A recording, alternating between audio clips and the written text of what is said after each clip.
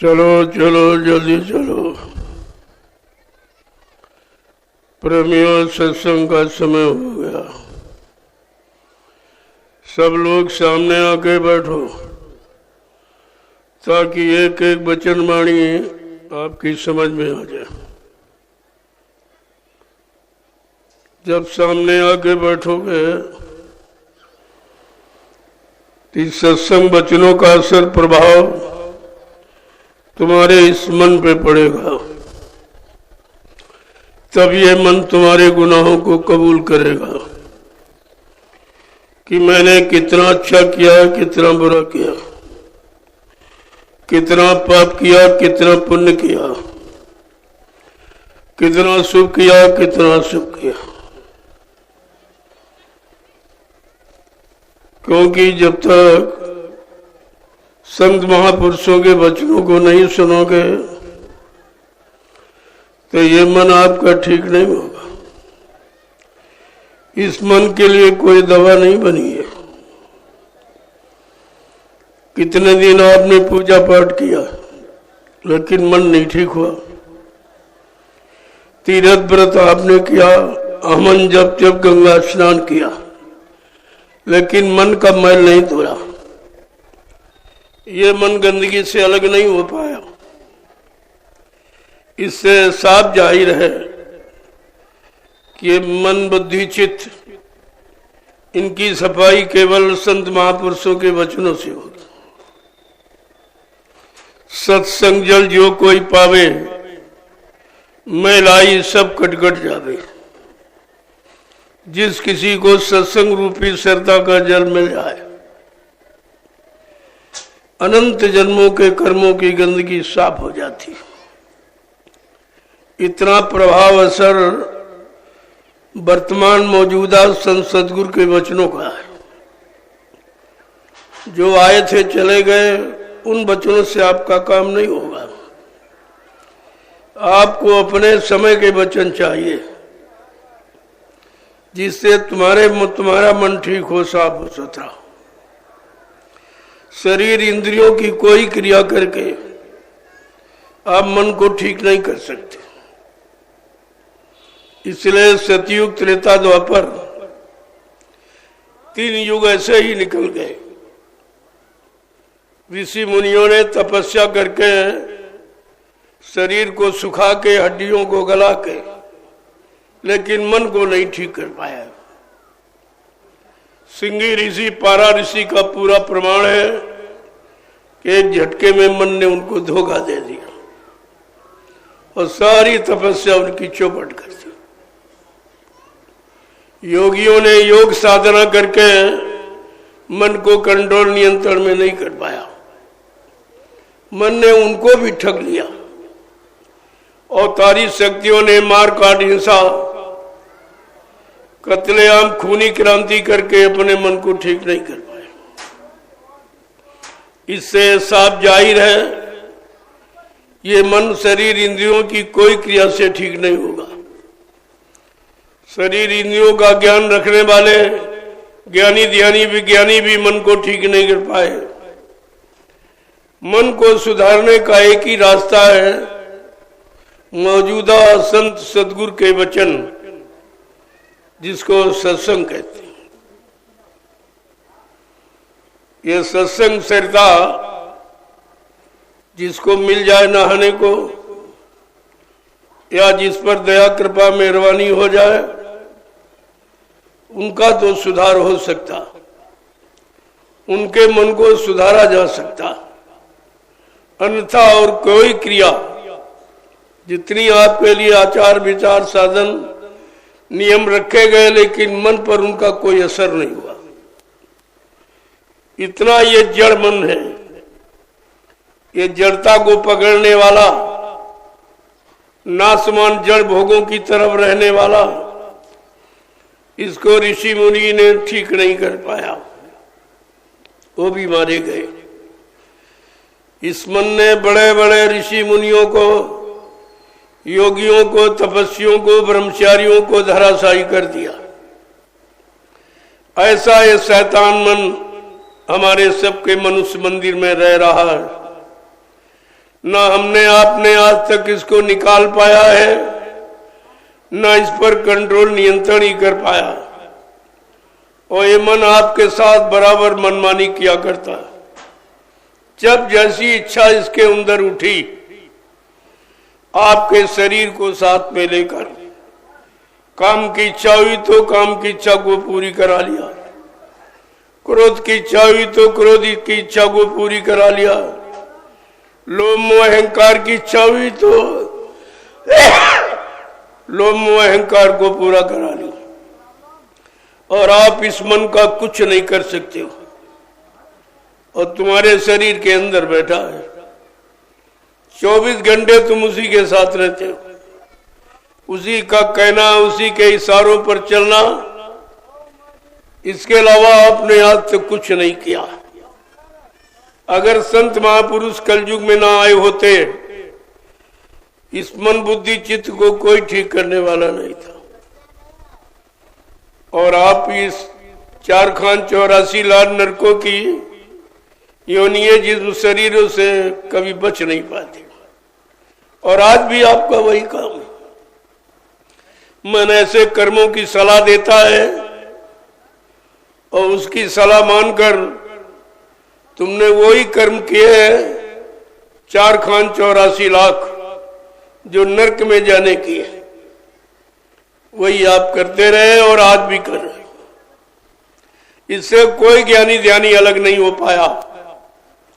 कितना धनवान बलवान बुद्धिमान हो, लेकिन मन ने किसी को बख्शा नहीं है। संत महापुरुषों ने जब एक कलयुग में पधारे, उन्होंने मन को ही पकड़ा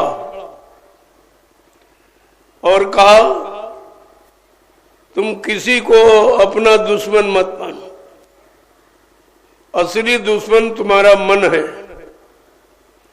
जो तुमको बुरे से बुरे पाप से पाप कर्मों में लगाता रहता और उसी की सजा आपको दिलाता रहता। ये जन्म मरण उसी की सजा है। लेकिन जब संत महापुरुष आए, उन्होंने इस शैतान मन को पकड़ा है, और किसी ने नहीं पकड़ा है, मन ने सबको पकड़ा। ज्ञानियों को, ध्यानियों को, ब्रह्मचारियों को, ऋषि मुनियों को, अवतारी शक्तियों को, सबको मन ने पकड़ के रखा और अपने भोगों की गुलामी में लगा के रखा। लेकिन जब कलयुग में संत पधारे, उन्होंने इस शैतान मन को पकड़ा और ये कहा, बड़ा बैरी ये मन घट में, इसी को जीतना कठिन। पढ़ो तुम इसी के पीछे और सभी यतन तजना, कि सबसे बड़ा तुम्हारा बैरी दुश्मन तुम्हारा मन है। और आज तक किसी ने इसको माना नहीं है। कोई कह रहा पड़ोसी खराब है, ये खराब है, वो खराब है, लेकिन तुमने कभी ये नहीं कहा कि मेरा मन ही खराब है। ये खराबी क्यों देखता है, ये खराबी क्यों सोचता है, ये बुराइयों क्यों जाता है, अच्छाइयों में क्यों नहीं रहता। और यही कारण है, इतने युगों से बुराई को पकड़ने वाला और बुरे माहौल में रहने वाला तुम्हारा मन आज संतों के वचन को भी नहीं पकड़ पा रहा, क्योंकि उसकी आदत पुरानी उधर की है। तो संत महापुरुषों के वचनों को तो सुनता है, लेकिन पकड़ नहीं पाता। वो सोचता है कि इनके वचन पकड़ने में हमारी हानि है, हमें भोग छोड़ने पड़ेंगे, हमको बुराइयां छोड़नी पड़ेगी, बुरे कर्म हमें बंद करने पड़ेंगे, गंदा खान पान छोड़ना पड़ेगा, गंदी संग सोबत छोड़नी पड़ेगी और गंदे कर्म छोड़ने पड़ेंगे। इसलिए वो संतों के वचनों को नहीं पकड़ पा रहा। लेकिन संत महापुरुषों ने क्या कहा, पढ़ो तुम इसी के पीछे। अब तुम अपने शैतान मन के पीछे पड़ जाओ।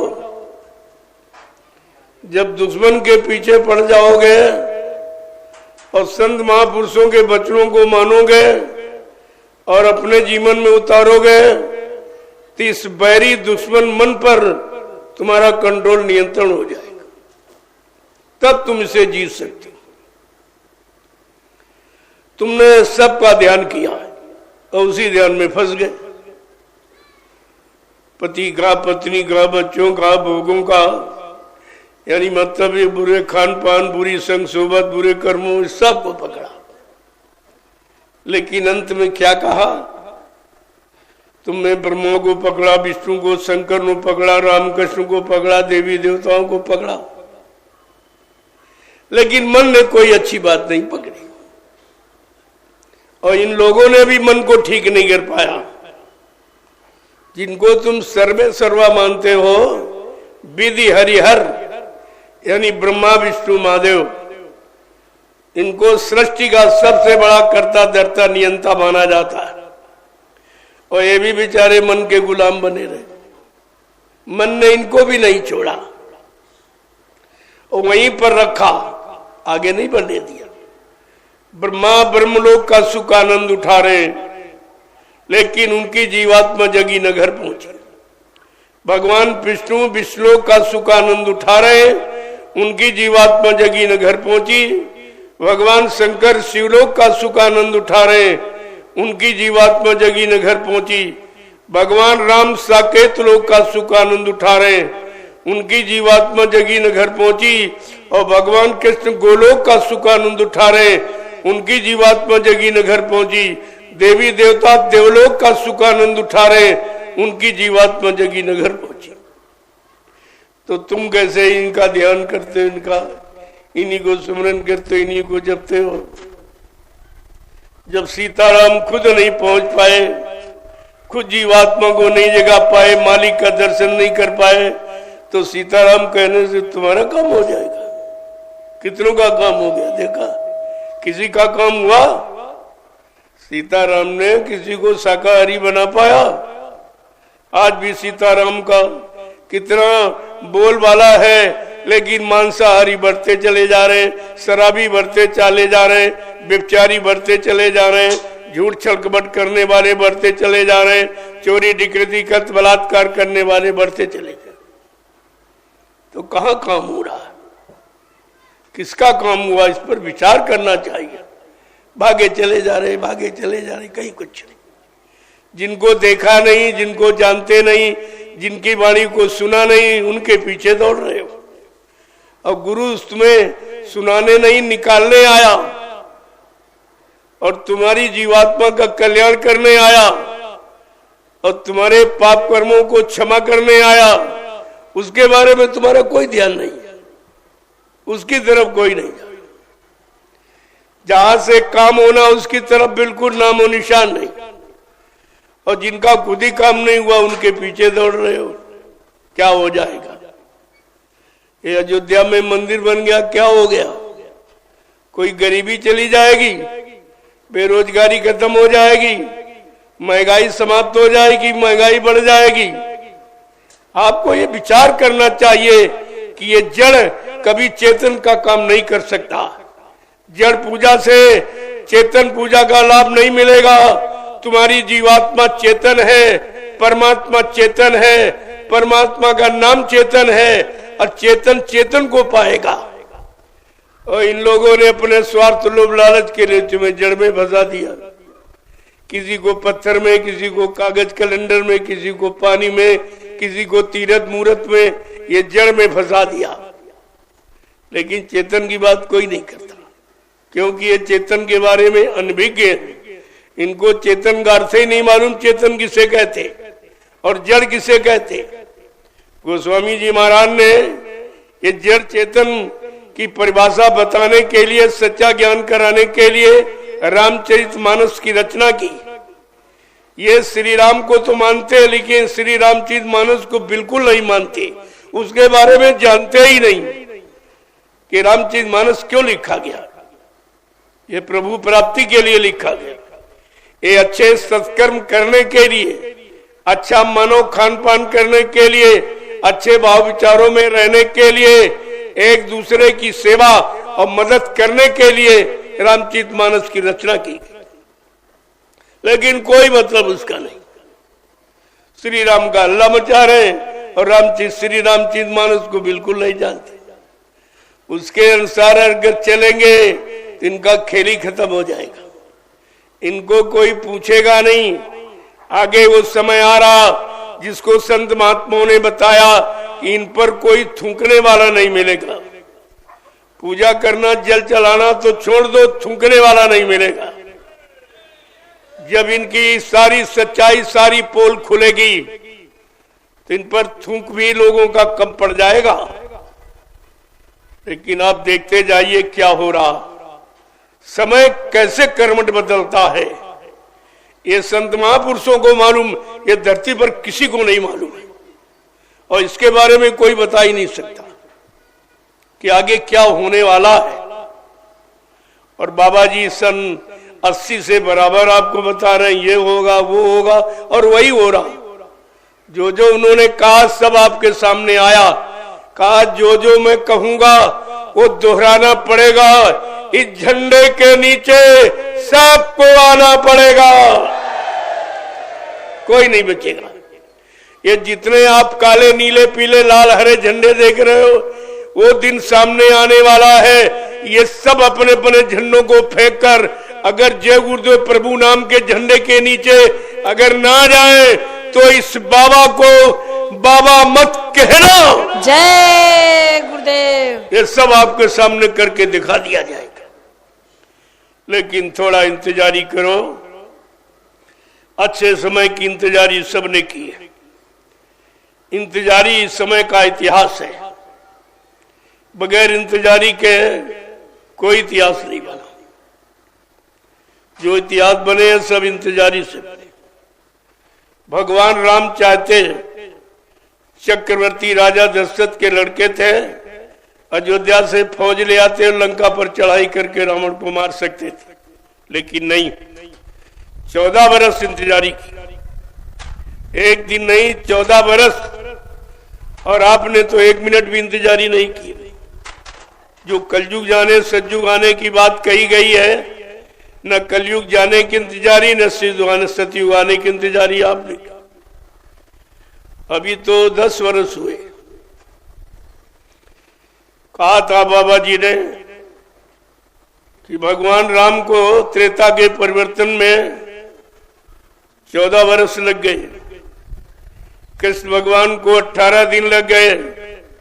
कहा था बाबा जी ने लेकिन बच्चा, कलयुग के परिवर्तन में हमको 18 मिनट भी नहीं लगेंगे। जय गुरुदेव। 18 मिनट नहीं लगेंगे। ऐसा समृद्धमानी भूमंडल पर अब की बार आया है जिसके बारे में अब किसी को कोई अभी ज्ञान नहीं है, कोई जानकारी नहीं, कोई विश्वास नहीं। ये कहा कि चुटकी बजाती, ये तो कुछ नहीं है। महापुरुषों के लिए गंदा माहौल, गंदा खान पान, गंदे भाव विचार, गंदे कर्म हटाना मिटाना, उनके लिए कहते चुटकी बजाती हो जाएगी। मेरे पास ऐसी भूमिका व्यवस्था है जिस व्यवस्था का नाम दूरदर्शी है। दूरदर्शी, दूरदर्शी का मतलब कोई राजनीति पार्टी नहीं है। दूरदर्शी मतलब दूर तक देखने वाला, दूर तक सोचने वाला, दूर तक विचारने वाला और सबके कष्ट मुसीबत को दूर करने वाला। ऐसी भूमिका व्यवस्था को कहते हैं दूरदर्शी।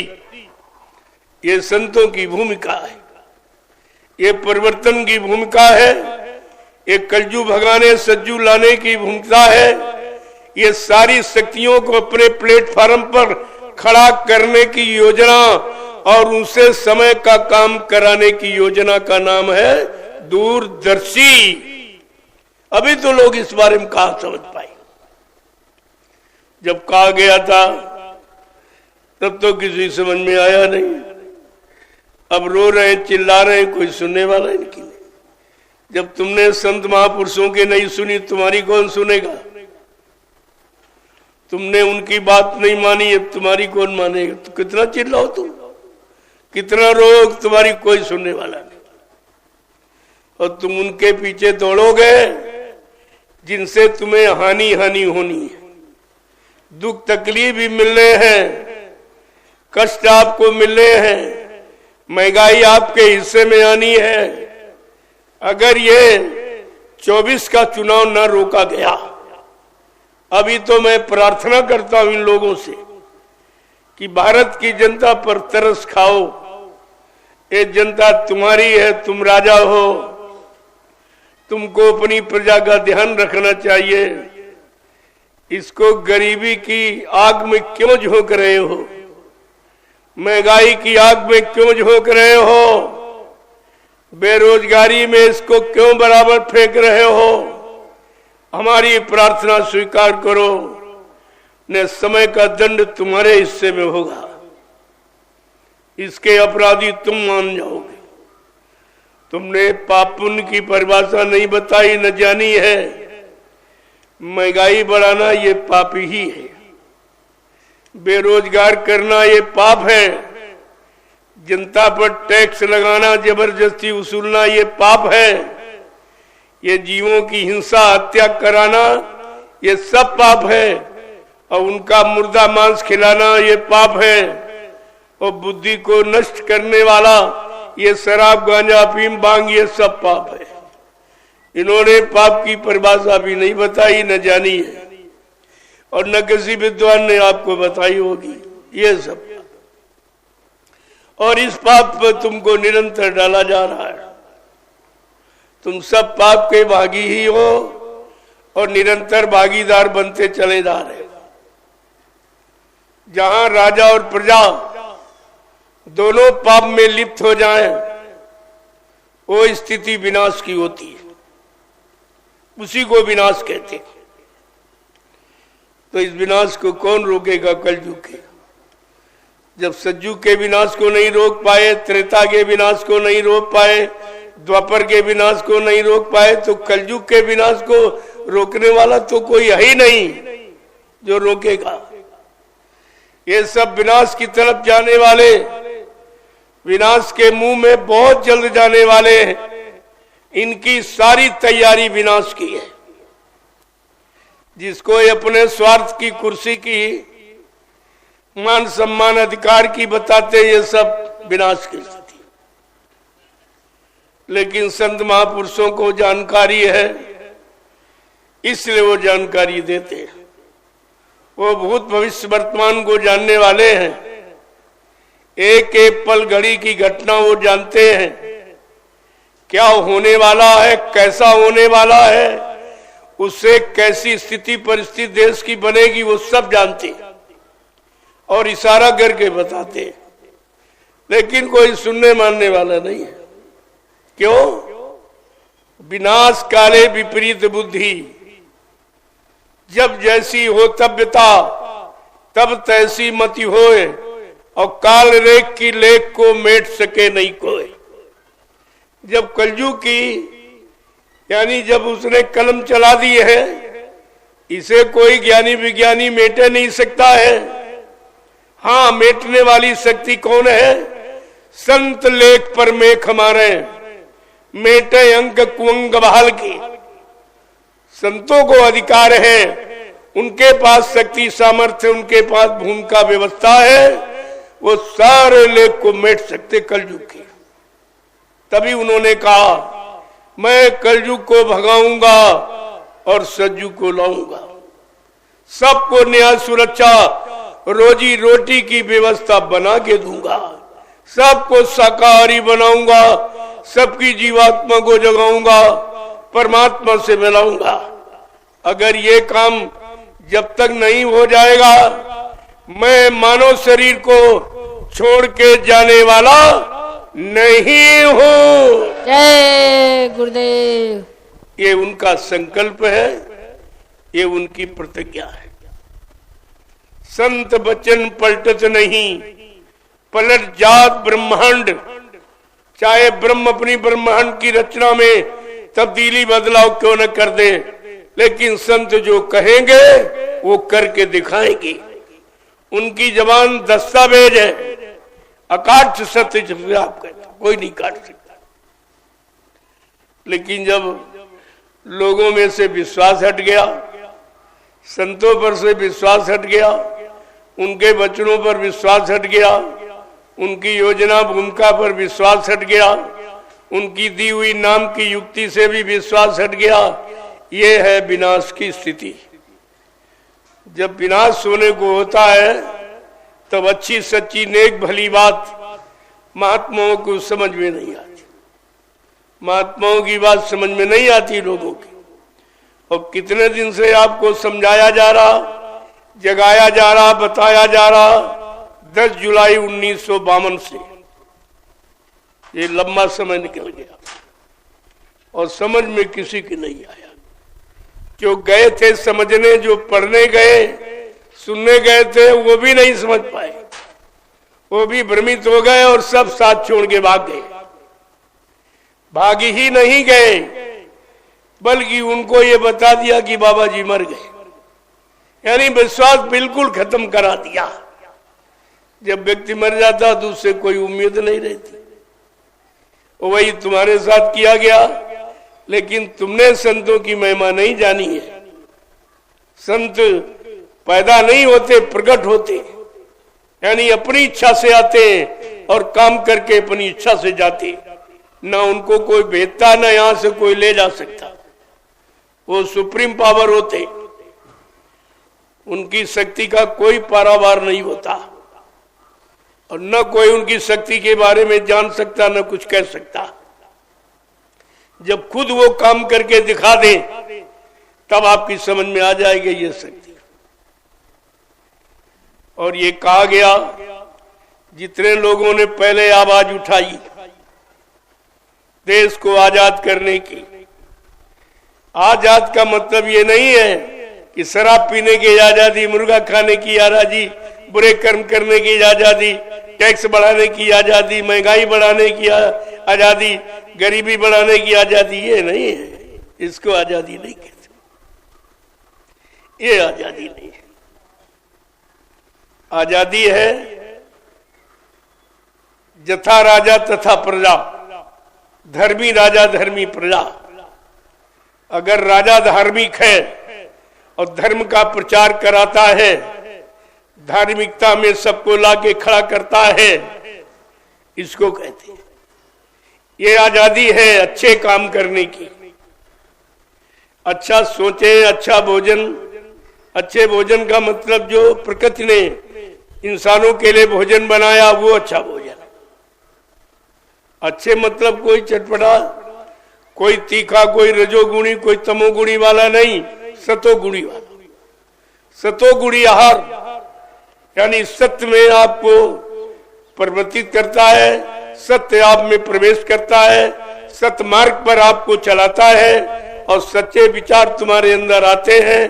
तब सच्चे कर्म जनहित, समाजहित, देशहित के आप करते हो। ये सब जानकारी आपको रखनी चाहिए थी।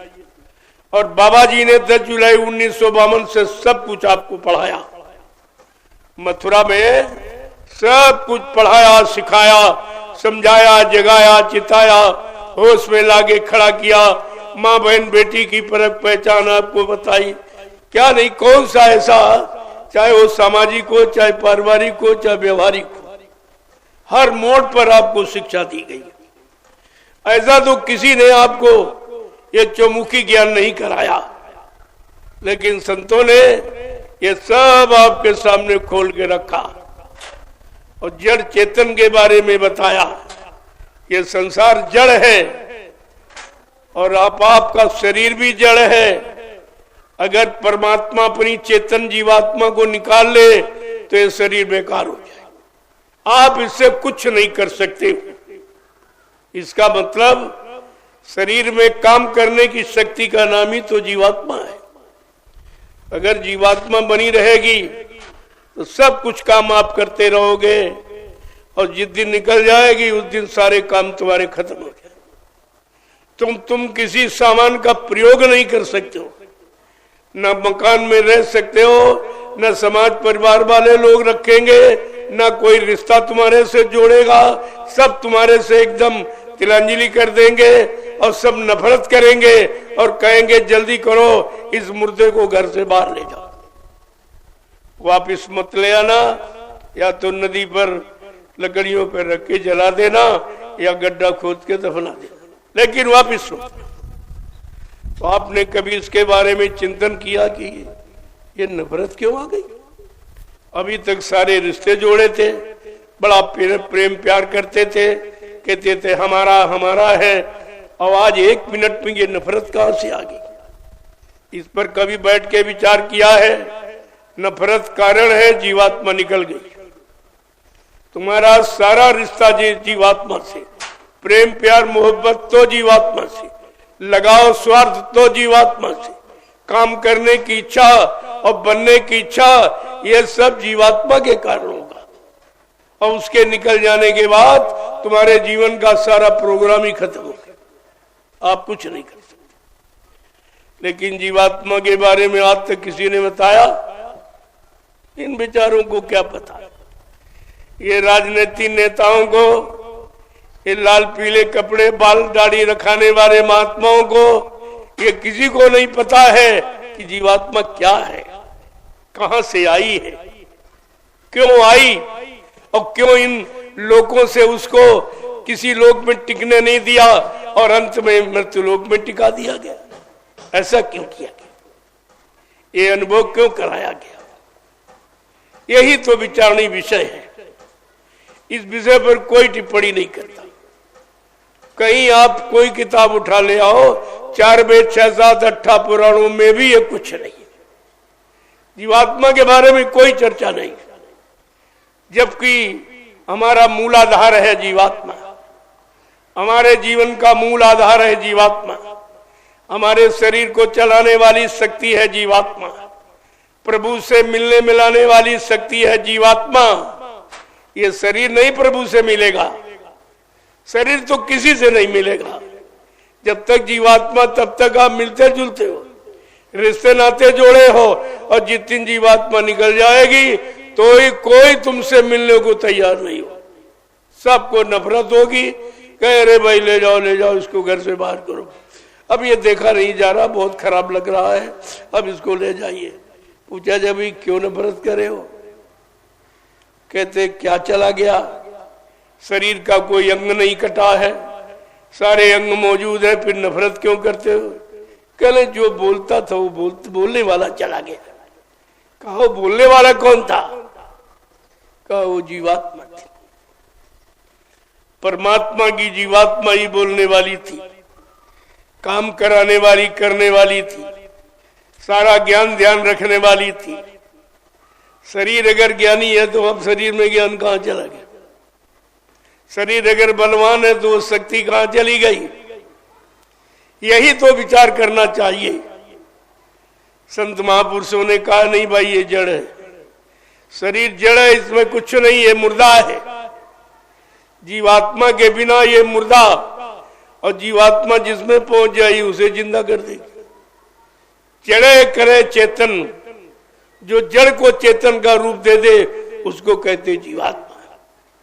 और इसके बारे में शायद किसी ने कुछ नहीं कहा, न ऋषि मुनियों ने बताया, न योगियों ने, ब्रह्मचारियों ने। जिनको भगवान का अवतारी शक्तियों वो भी नहीं जान पाए। उन्होंने जो अनैतिक कार्य किया उसकी प्रशंसा की जा रही, जिसने करोड़ों को मारा उसकी पूजा की जा रही। अगर तुम एक को मार दो तो 302 के मुलजिम कहे जाओगे, तुम्हें जेल में बंद किया जाएगा, फांसी की सजा दी जाएगी। एक मारा उसको फांसी की सजा, और जिसने करोड़ों मारे उसकी पूजा। यह है जड़ मृत्यु देश की ये महिमा है, जिसको संत महापुरुष को सिवा किसी ने जाना ही नहीं, और आज भी नहीं है। कितना हल्ला मच रहा सीताराम सीताराम। इनसे पूछो तुमने देखा सीताराम? जब तुमने देखा नहीं है, उनके काम को नहीं देखा, उनकी आवाज को नहीं सुना, उनके शरीर रूप रंग को नहीं देखा, तो बगैर देखे कोई रचना कर सकता? बगैर देखे कोई यानी बता सकता, समझा सकता? गोस्वामी जी महाराज ने इसी भ्रम को दूर करने के लिए उन्होंने स्पष्ट कहा, देखे बिन होए प्रतीति और बिन प्रतीत होए नहीं प्रीति। बिना देखे किसी से प्रेम होता ही नहीं। और इनसे पूछो तुम्हारा सीताराम से कैसे प्रेम होगा, तुमने तो देखा ही नहीं। और वो करोड़ों वर्ष की बात हो गई, एक युग बीच में छूट गया, द्वापर और त्रेता की चर्चा हो रही। क्या द्वापर खराब था? द्वापर वाली शक्ति से इनसे करोड़ों गुना बड़ी थी। ये तो 16 कलाते आए थे राम, और द्वापर में कृष्ण आए 64 कलाओं से। कितने गुना बड़ी शक्ति, उसका जिक्र नहीं। और ये पीछे की बात करने लगे। इनसे पूछा जाए भाई सीताराम तो त्रेता में आए थे, द्वापर को क्यों छोड़ दिया? इन्होंने तो 14 वर्ष के बाद कुछ काम कर पाए, और कृष्ण ने तो 18 दिन में महाभारत करा दिया। इतनी बड़ी शक्ति थी, उसकी कोई चर्चा नहीं। ऐसे ये अज्ञानी है, इन अज्ञानियों के पीछे तुम दौड़ते हो, इन अंधों के पीछे दौड़ते जिन्होंने देखा नहीं राम को, इन बहरों के पीछे दौड़ते जिन्होंने उनकी वाणी सुनी नहीं। ऐसे बुद्धिहीनों की बात मानोगे तो तुम्हारा परिणाम खराब होगा। मैंने स्पष्ट कहा, अगर 24 का चुनाव हुआ तो भारत की जनता के चिथड़े उड़ जाएंगे, चिथड़े। तुम पर कोई रोने वाला नहीं मिलेगा, इतनी लाशें पड़ेंगी। लेकिन अभी तो समझ में नहीं आ रहा, ये विनाश का इतिहास क्यों बना रहे हो? विनाश क्यों कराने जा रहे हो भारत की जनता का? जिस जनता ने तुम्हारा साथ दिया है, चंदा, नोट बोर्ड, महंगाई, टैक्स सब भरे, आज भी भर रहा। कम से कम इन पर तरस खाओ।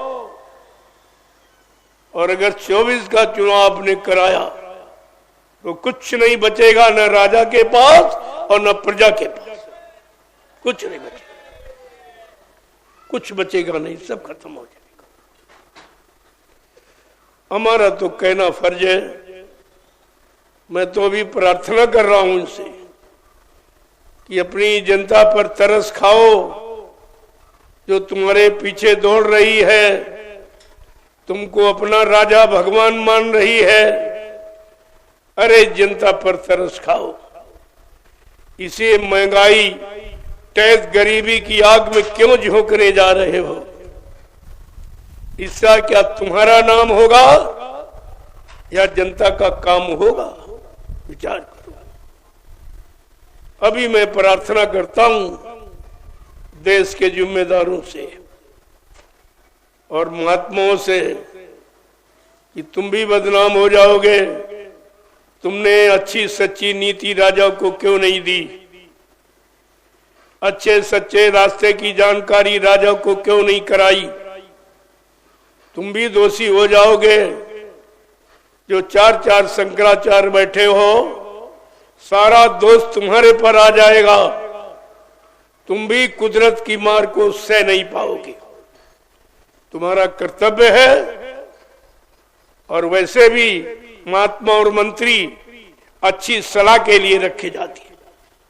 अपने राजा को समय पर अच्छी सलाह दें, अच्छे सच्चे रास्ते पर चलने की प्रेरणा दें,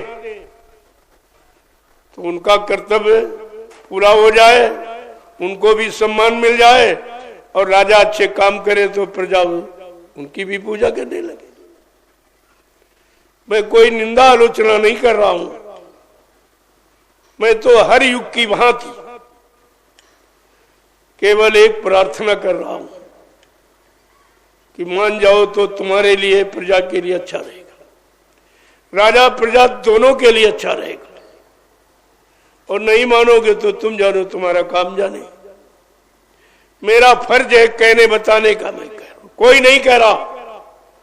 पूरे हिंदुस्तान में मेरे सिवा कोई नहीं कह रहा मंच से। ऐसे महाभारत में केवल महात्मा विदुर ने कहा था ये नीति अच्छी नहीं है, ये युद्ध विनाशकारी है, ये विनाश करने की योजना, बचेगा कोई नहीं। न राजा के पास पुत्र बचेंगे, न कोई सामान राज्य बचेगा।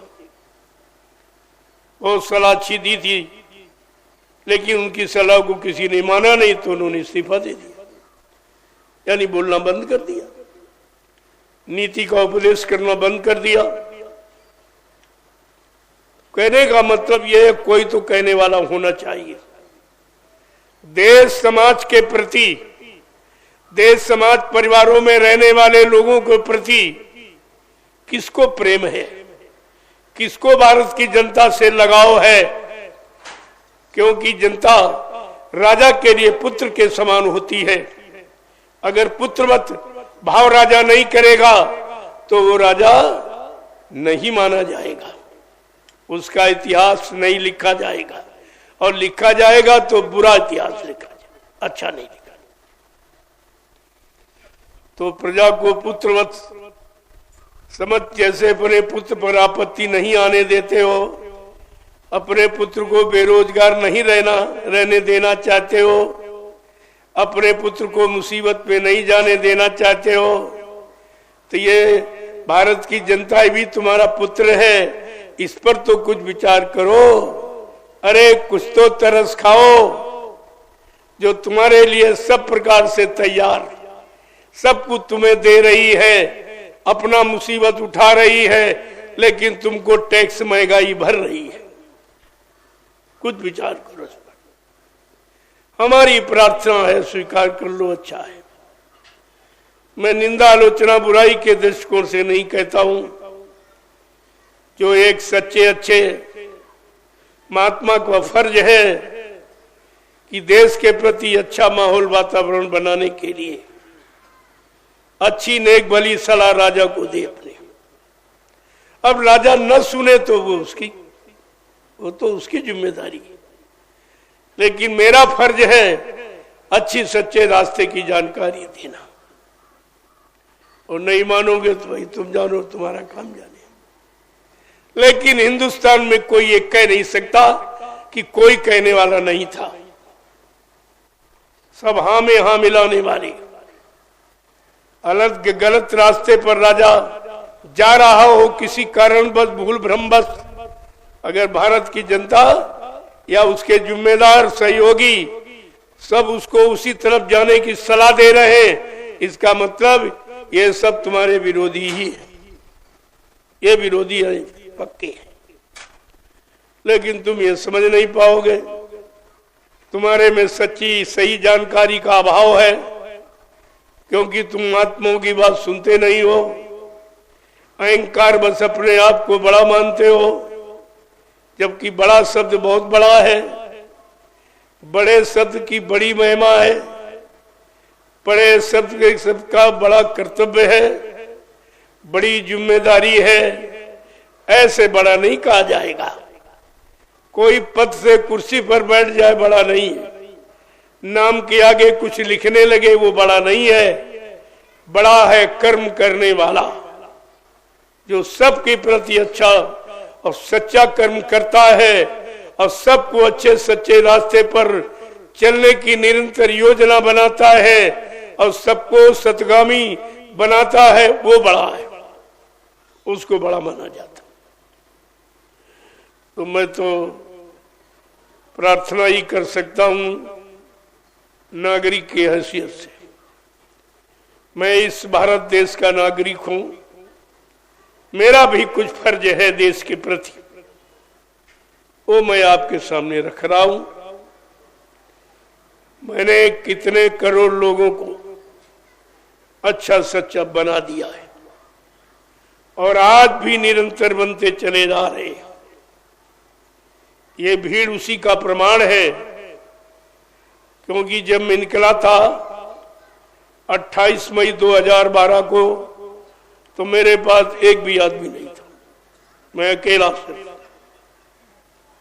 अकेला दौड़ता था। मैं दिन भर बोलता था, रात भर चलता था। सोने खाने का समय नहीं था बिल्कुल। 4 बरस समय ऐसे निकला, कभी 10 व्यक्ति जुड़े हट गए, कभी 100 जुड़े हट गए, कभी 1000 जुड़े हट गए,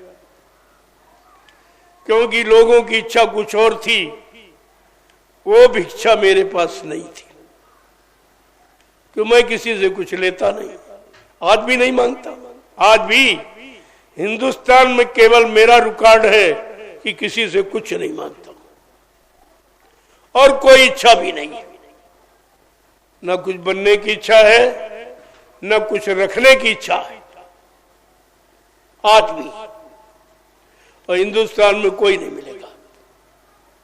सबकी इच्छा, मान, सम्मान, अधिकार,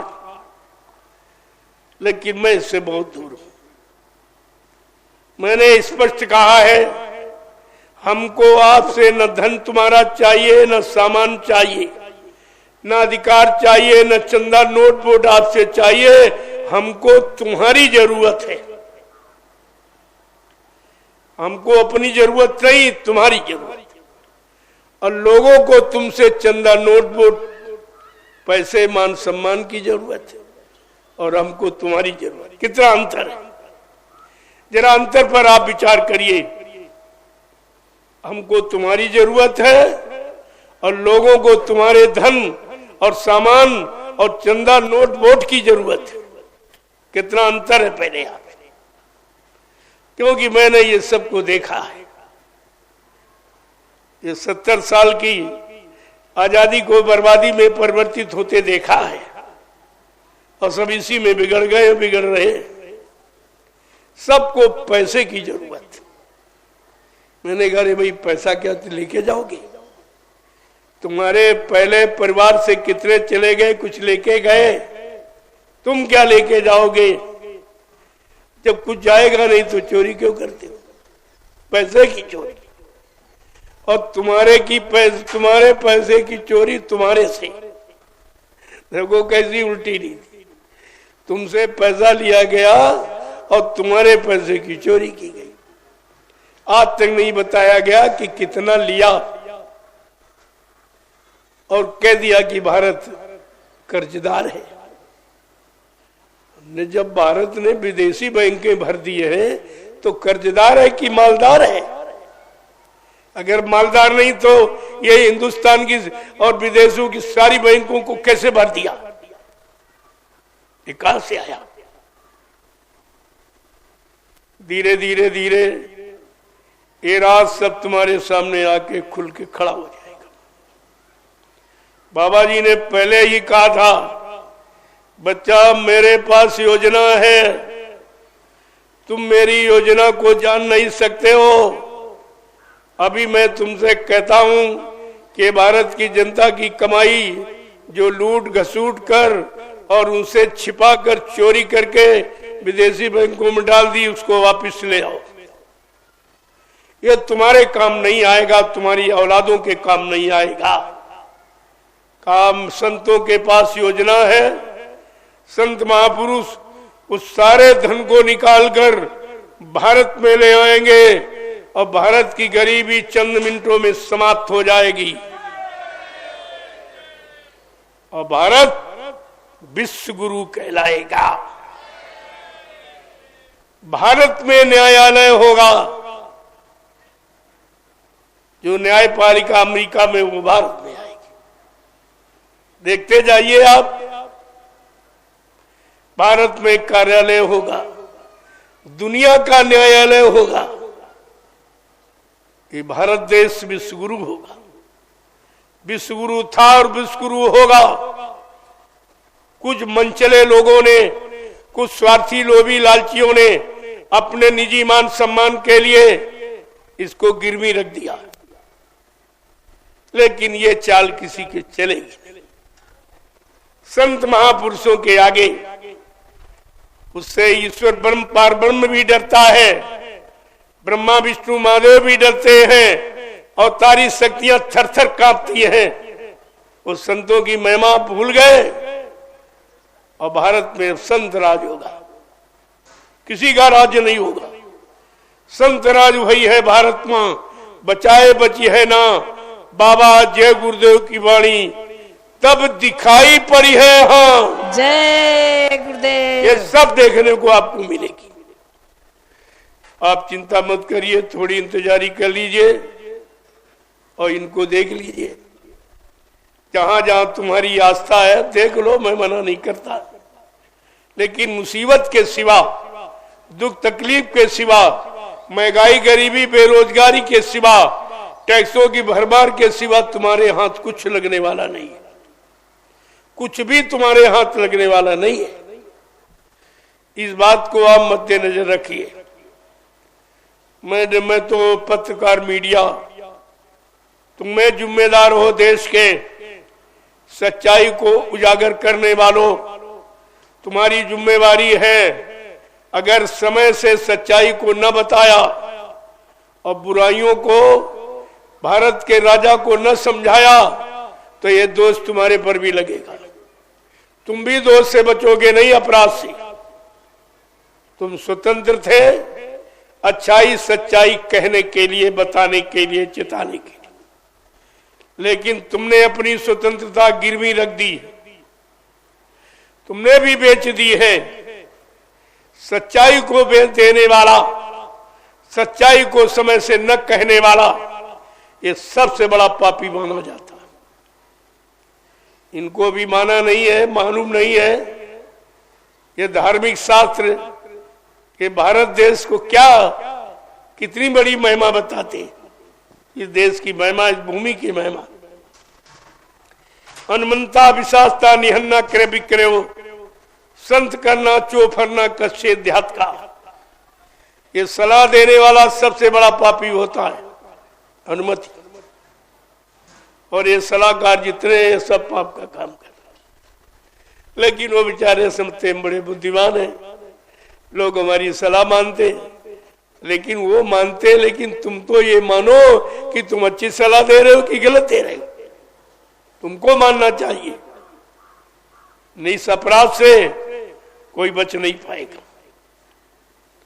मैं सबके बारे में जानता हूं, कहता भी हूं कि अभी आपके लिए वक्त है, चेत जाओ। समय किसी को माफ नहीं करता और समय सबसे बलवान होता है।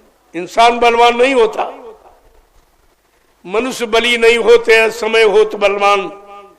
और भिल्लन लूटी गोपिका वही अर्जुन हुई बात। इतिहास साक्षी है कि इंसान बलवान नहीं होता। केवल गरूर, घमंड, अहंकार में वो अपने को मान लेता, मैं बड़ा हूं, मैं गरीब हूं, मैं पदाधिकारी हूं, मैं अधिकारी हूं। तुम कुछ नहीं, तुम कुछ भी नहीं हो। तुम एक इंसानी पुतला हो, जीवात्मा के बगैर तुम निर्जीव हो। तुम्हारे में कोई शक्ति बल नहीं है और जीवात्मा तुम्हारी नहीं है, वो परमात्मा की है। और जब तक तुम परमात्मा के नहीं बनोगे, तुम्हारी जीवात्मा तुम्हारा ही काम नहीं करेगी, इनकार कर देगी, तुमको अच्छे सच्चे काम से अलग कर देगी। तो आपको इस पर विचार करना चाहिए। भारत देश को हमारी दृष्टि से तो बहुत खुशहाल होना चाहिए। भारत में रहने वाले लोगों को सदाचारी, शाकाहारी रहना चाहिए था। क्यों? कि भारत देश के लोगों के सामने तीन तीन युगों का इतिहास है। सतयुग का, त्रेता का, द्वापर का। अच्छी उम्र वाले, अच्छी मन की ताकत रखने वाले, इंद्रियों में संयम, त्याग, वैराग रखने वाले, अच्छा मानवीय खान पान करने वाले, अच्छी संग सोबत में रहने वाले, अच्छे कर्म करने वालों का इतिहास है। तो अगर आपने तीन तीन युगों का इतिहास पढ़ लिया होता तो तुम्हारे सामने कोई अच्छा नहीं था। कोई सतहारी, शाकाहारी, ब्रह्मचारी कोई नहीं रहता। इसका मतलब भारत देश खराब हो गया। इसका कारण कि तुमने किसी युग की शिक्षा नहीं मानी, किसी युग की रहनी गहनी आपने स्वीकार नहीं की। परेशानी में जाने का तो कारण ये आपने किसी की मानी नहीं और उन युगों की कहानी भूल गए कि हिरण्यकश्यप राजा था, अपने भक्त बेटे प्रहलाद की अच्छी बात, नेक बात, भली बात नहीं मानी तो मारा गया। इतिहास त्रेता में 4 वेद, 6, 7, 18 पुराणों का ज्ञाता, उत्तम कुल पुलस्त करनाती, शिव बिरंच पूजे वहती, इतनी बड़ी यानी महिमा है जिसकी। लेकिन समय की नीति रीति को, प्रीति को नहीं माना, मारा गया। अपने भाई भक्त विभीषण की नेक भली अच्छी बात को नहीं माना, मारा गया। इसके बाद द्वापर आया, भगवान कृष्ण ने खुद अपने मामा कंस को कितना समझाया और अपने जात बिरादरी को उदाहरण देकर, ऐ यदुवंशियों में तुम्हारी जात बिरादरी में आया हूं, उस नाते मेरी बात मान लो। ये सब कहते जा जा, जात का ग्वाला, गाय चराने वाला, माखन का चोर, तेरी बात मान लूंगा। कितना अपमानित किया कृष्ण को, अमर्यादित कट शब्दों का प्रयोग करके उनको कितना लज्जित किया। बेचारे मजबूर हो गए, लाचार हो गए, विवश हो गए। अंततोगत्वा उनको 18 दिन की एक लीला, एक खेल जिसे महाभारत कहते हो, करना पड़ा और सबकी अकल ठिकाने हो गई। वो 64, वो 56 लाख वो मारे गए सब, जो ये कहते थे। अब वो धनवान, बलवान, बुद्धिमान अपने आप को कहता था मैं भगवान हूं, तू कहां है, वो भी मारा गया। ये अहंकारी, अभिमानी, गुमानी, घमंडी, इनका विनाश के सिवा और कोई इतिहास नहीं था। ये तो 3-3 इतिहास तुम्हारे यहाँ बड़े, उन्हीं को पढ़कर आदमी सुधर जाता, अपने आप को संभाल लेता, रोक लेता। लेकिन ये तो वो भी नहीं मानती, ये वो भी नहीं मानती। उन लोगों ने तो समय की बात नहीं मानी थी, उनके पास कोई इतिहास नहीं था। ये कलयुग के जी लोगों के पास तो 3-3 युगों का इतिहास है, और वो भी विनाश का इतिहास है। कौन बचा, कौन मारा गया, बचने वाले के कर्म क्या है और मरने वाले के कर्म क्या, दोनों की जानकारी दी गई। और फिर जो नहीं मानोगे तो उनका कोई बचाव नहीं होगा। राह की न सके गुरु का द्रोही, गुरु से द्रोह विद्रोह करने वाले को कोई बचा नहीं सकता। आज गुरु का सीधा विरोध है। आप देख रहे हो, मैं जगह जगह शुद्ध धर्म की चर्चा, कोई अपने स्वार्थ, लोभ, लालच, कोई किसी से दान दक्षिणा, रुपया पैसा लेने की बात नहीं, कोई चंदा नोट बोट की बात नहीं है, कोई यहां बनने की इच्छा नहीं है कि प्रधानमंत्री, राष्ट्रपति बन जाए। केवल भारत की जनता को सकुशल बनाने के लिए, उसको धर्मी कर्मी बनाने के लिए, उसको शाकाहारी सदाचारी बनाने के लिए तो हमको परमिशन लेनी पड़ती। ये अच्छी सच्ची नेक भली बात बताने के लिए परमिशन लेना पड़ता, और कहीं कहीं देते भी नहीं। मेरे पास पूरा इतिहास सब है, पूरा इतिहास मैं खोल के रखूंगा।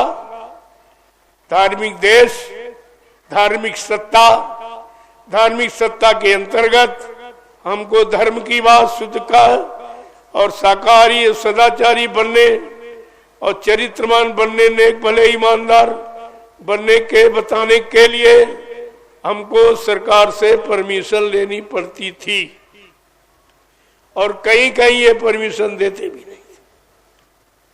क्या इसके लिए परमिशन? भाई धार्मिक देश में धर्म के लिए परमिशन।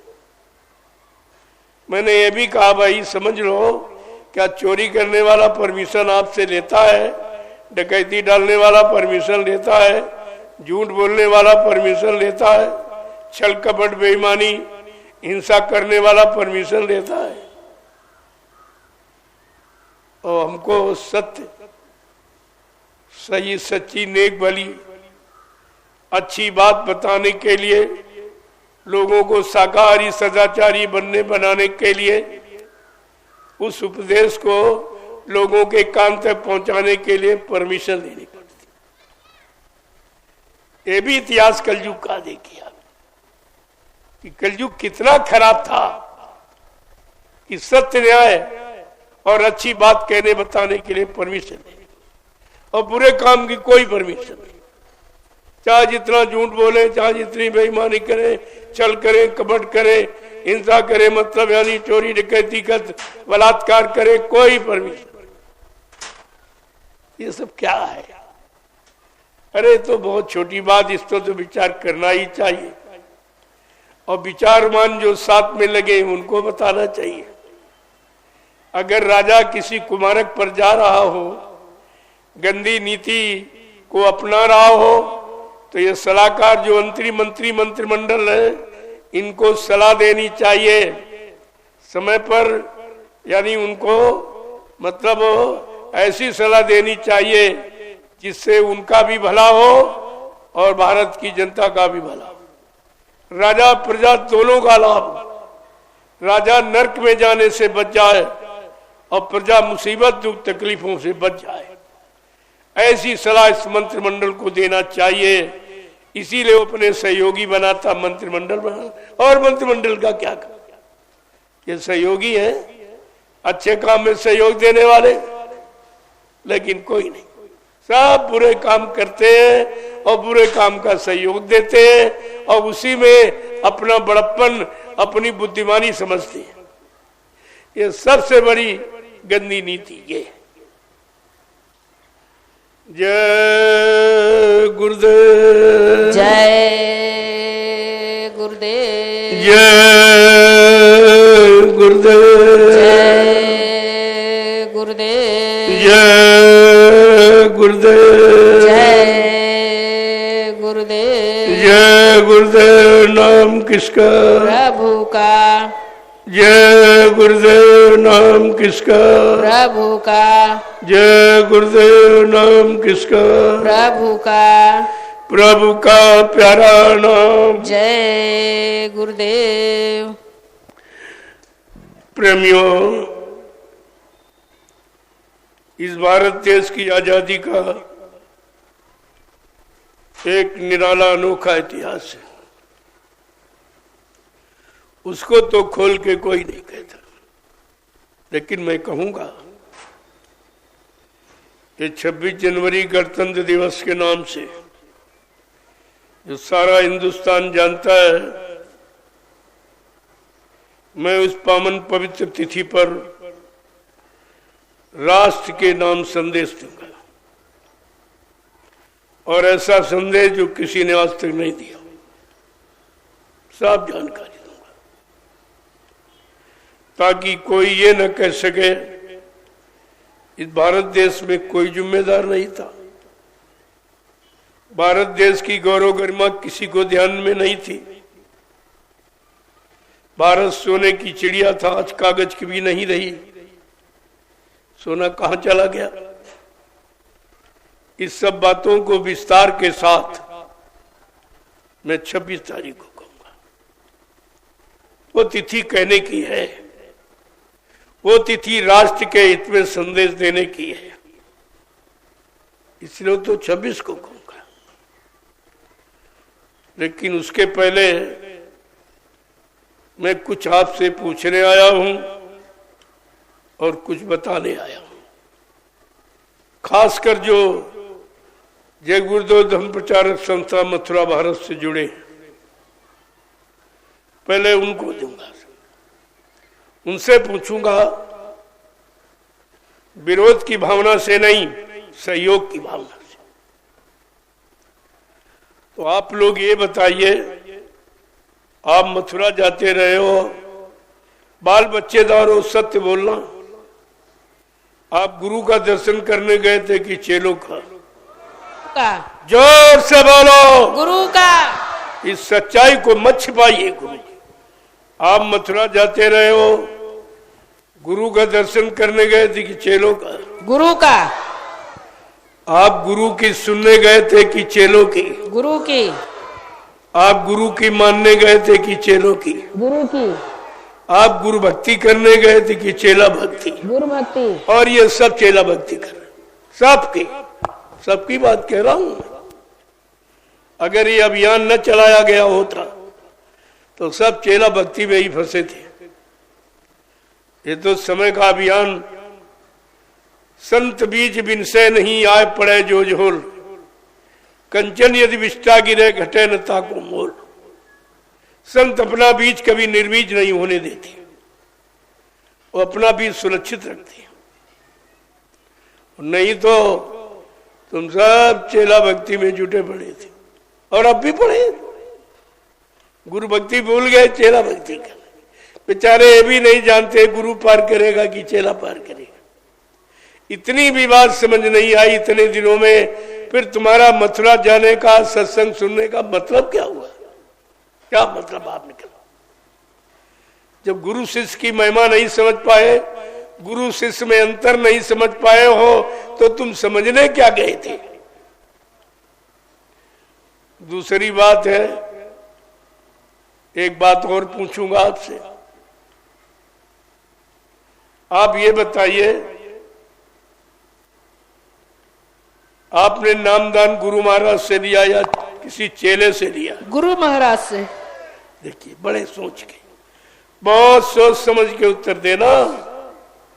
आप लोगों ने नामदान गुरु महाराज से लिया या किसी चेले से लिया? गुरु महाराज से।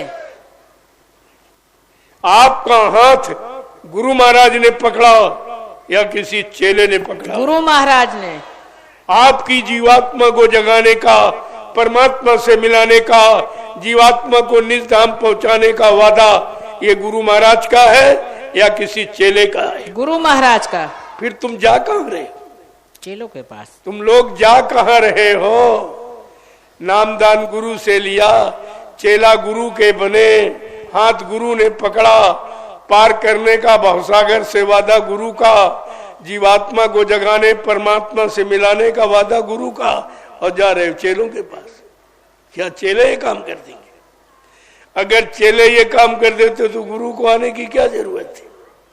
इतनी छोटी बात तुम नहीं जान पाए और तुम्हारे 60 वर्ष मथुरा में सत्संग सुनने में निकल गए और गुरु को नहीं सुन पाए, न गुरु को मान पाए, न गुरु को समझ पाए। तो तुम्हारा मतलब क्या? ये सब क्या मतलब निकला? जीवन का अनमोल समय आपने गंवा दिया। अब थोड़ा समय बचा है, उसमें भी भूल भ्रम में अभी पड़े हो। गई बहुत रही थोड़ी, वो भी जाने वाली है, ये क्यों नहीं सोचते? सब चली गई, थोड़ी बची है। अगर चेते नहीं तो वो भी जाएगी, अगर हम न चेते तो भी जा रही है, और तुम रोक नहीं सकते हो। जब वो नहीं रोक पाए तो ये कैसे रोक? लेकिन महापुरुष अपनी वचनवाणी से कभी किसी जीव को अनभिज्ञ नहीं रखते। वो समय से जानकारी बराबर तुम्हारे कान तक पहुंचाते ही रहते, कि कोई ये न कह सके कि हमको गुरु के वचन मालूम नहीं थे, गुरु की दया हमें मालूम नहीं थी, गुरु के वादे हमें मालूम नहीं थे। और बाबा जी को ये सब कहना पड़ा, क्योंकि कोई शक्ति आई नहीं थी कभी। उसका इतिहास होता या तो पढ़ लेते, जान लेते। जब कोई आया ही नहीं तो उसका इतिहास है नहीं। इसलिए बाबा जी को अपना प्रचार खुद करना पड़ा। और एक दिन नहीं, 60 वर्ष, 10 जुलाई 1952 से 2012, 60 वर्ष लगातार अपना प्रचार करना पड़ा। और प्रचार आज भी नहीं बंद है।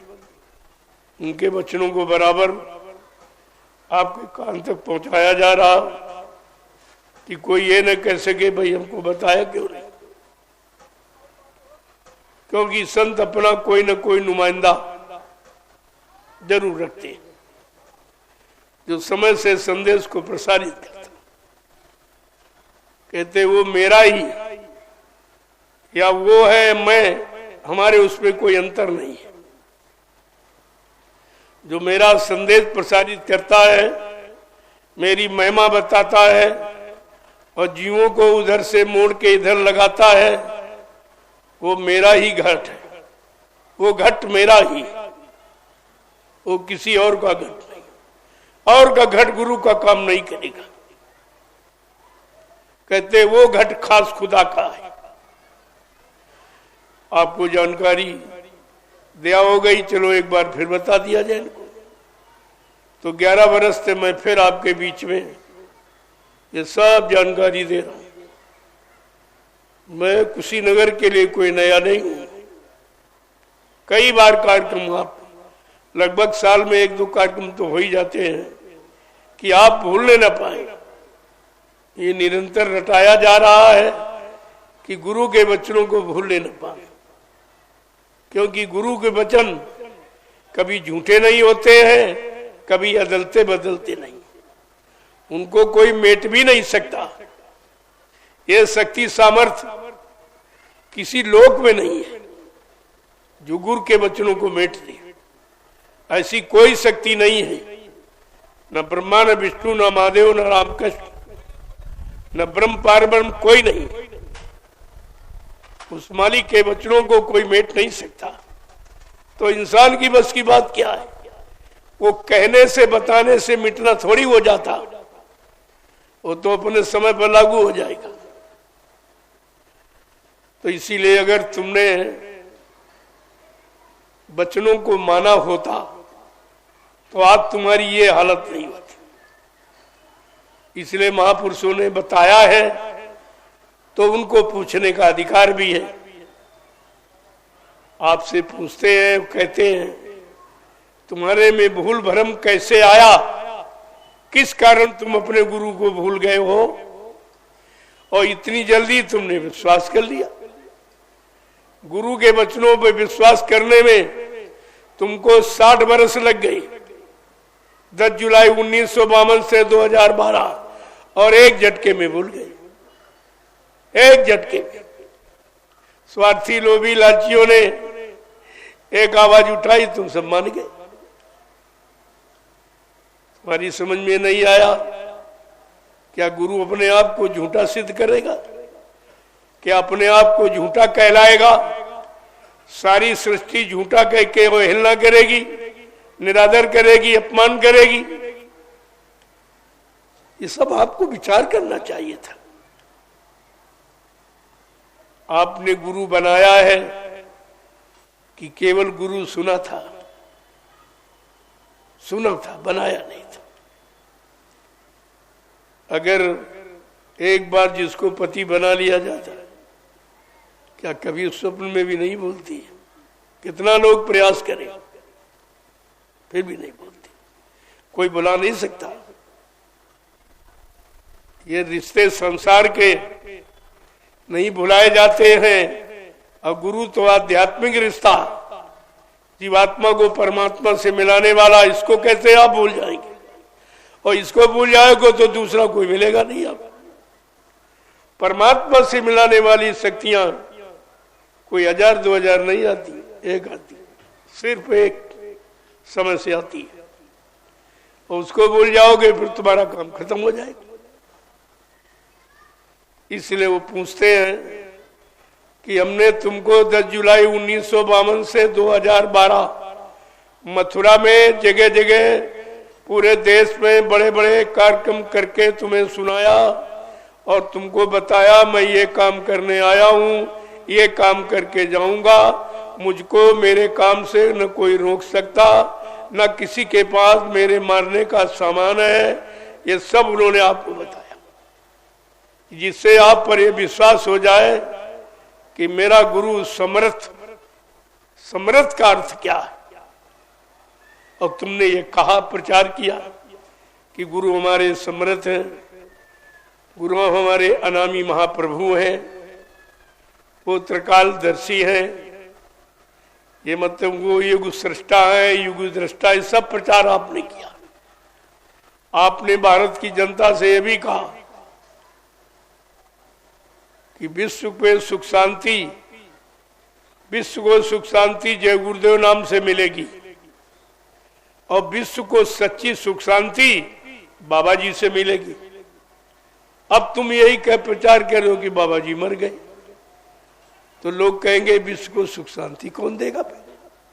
तुमने तो ये प्रचार किया था, हमारा गुरु विश्व को सुख शांति देने आया, अब तुम कहते हो बगैर शांति दे मर गया। इसका मतलब झूठ बोल के चले गए। तब लोग कहेंगे तू भी झूठा, तेरा गुरु भी झूठा। ये भी अपमान आपको सहना पड़ेगा। अगर गुरु झूठा हो गया तो चेलों को कोई सच्चा नहीं मानेगा। गुरु की, चेलों की महिमा गुरु से होती है। और तुमने अपने गुरु को झूठा कह दिया और प्रचार कर दिया, तो तुम्हारी कोई महिमा रहेगी? या आगे आने वाले समय में तुम अपने आप को बाबा जय गुरुदेव जी महाराज का शिष्य कहला सकोगे? तुमने शिष्य बनने का अधिकार भी खो दिया। आगे आने वाले समय में तुम्हें रोना पड़ेगा। जब ये राज खुलेगा, खुल तो गया है लेकिन विस्तृत रूप में, जब खुल के तुम्हारे सामने आ, तुम्हारे पास रोने के सिवा कुछ नहीं, आंसू बहाने की सिवा तुम्हारे पास कुछ नहीं होगा। फिर तुम गुरु के लाभ से वंचित रह जाओगे। तुम्हारी जीवात्मा रो रो के रह जाएगी कि हमने सम्राट मालिक को धोखा दिया, हमने उनको पहचान नहीं पाया, या स्वार्थी लोभी लालचियों के साथ में फंस कर मैंने गुरु की महिमा खत्म कर दी। मेरे जैसा अपराधी गुरु का कोई नहीं है, और गुरु का छोड़ा जीव कोई पकड़ नहीं सकता, कोई दया नहीं कर सकता। इसलिए जिसने पढ़ाया है वो तो रोज पूछता है स्कूल में, आज पाठ पढ़ाएगा कल आपसे पूछेगा।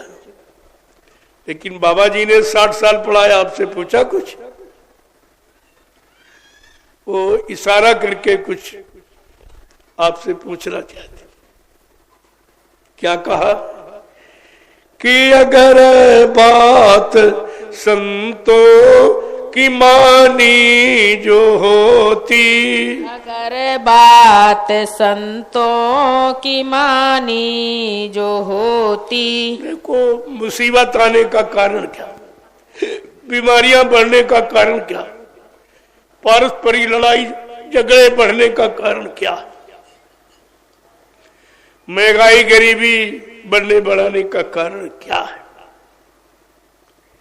अगर तुमने संत महापुरुषों की बात मान ली होती, जिन्होंने देश में खुशहाली लाने का वादा, सुख शांति लाने का वादा, न्याय सुरक्षा रोजी रोटी, महंगाई गरीबी बेरोजगारी हटाने का दावा किया, अगर उनकी बात मान ली होती, आज ये दुर्दिन मुसीबत के दिन आपको देखने को नहीं मिलते।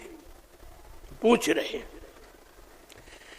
कि अगर बात संतों की मानी जो होती, अगर बात संतों की मानी जो होती, तो सिर पे तुम्हारे मुसीबत न आती, तो सर पे तुम्हारे मुसीबत न आती। अगर बात गुरु जी की मानी जो होती, अगर बात गुरु जी की मानी जो होती, तो सिर पे ये आफत तुम्हारे न आती, तो सिर पे ये आफत तुम्हारे न आती। अगर बात मुर्शिद की मानी जो होती,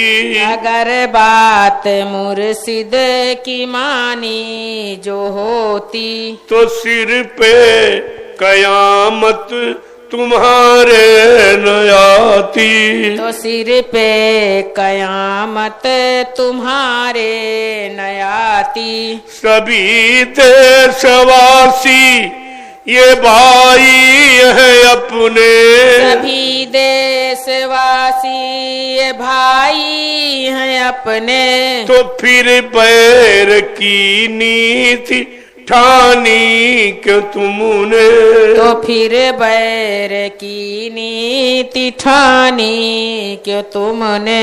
दया प्रेम सेवा तुम्हारे में होती, दया प्रेम सेवा तुम्हारे में होती।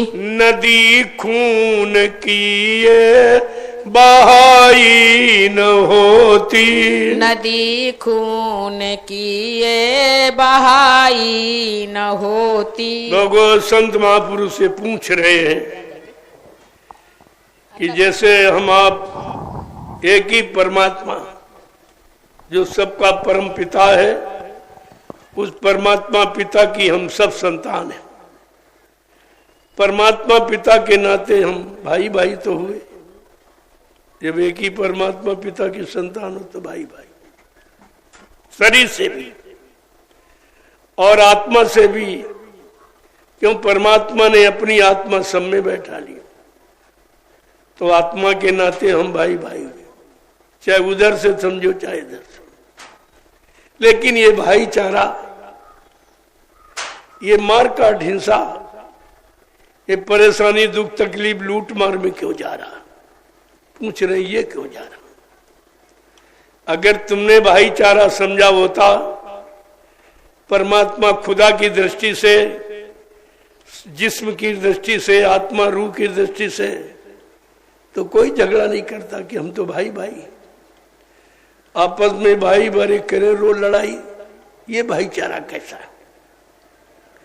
देखो कैसे पूछ रहे हैं कि सभी देशवासी ये भाई हैं अपने, सभी देशवासी ये भाई हैं अपने। तो फिर बैर की नीति ठानी क्यों तुमने, तो फिर बैर की नीति ठानी क्यों तुमने। दया प्रेम सेवा तुम्हारे में होती, दया प्रेम सेवा तुम्हारे में होती।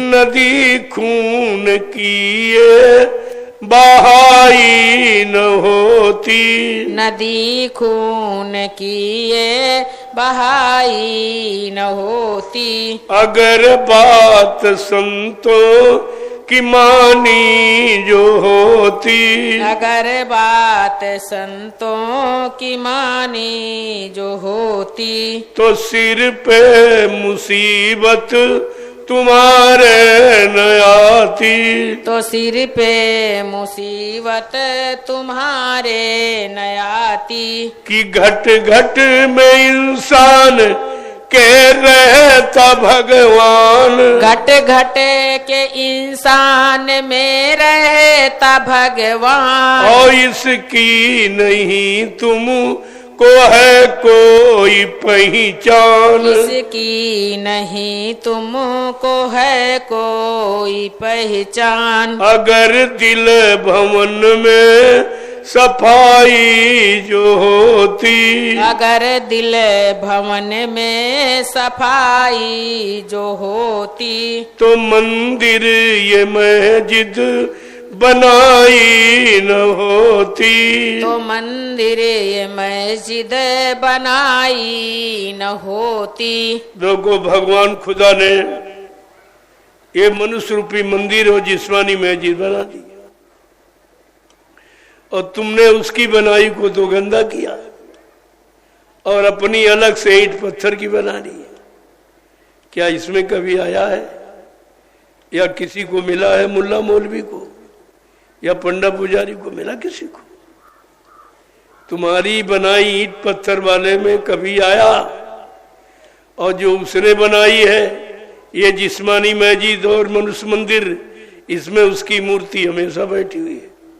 आत्मा रूह उसी की मूर्ति है और बैठी है, जिसके कारण तुम चलते फिरते उठते बैठते काम करते हो।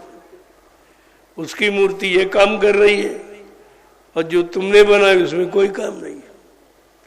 न वो मंदिर चलता, न मूर्ति वहां है, कुछ है ही नहीं। फिर भी नहीं समझ पाए कि सच्ची कौन है। ये तुम्हारे घट में है।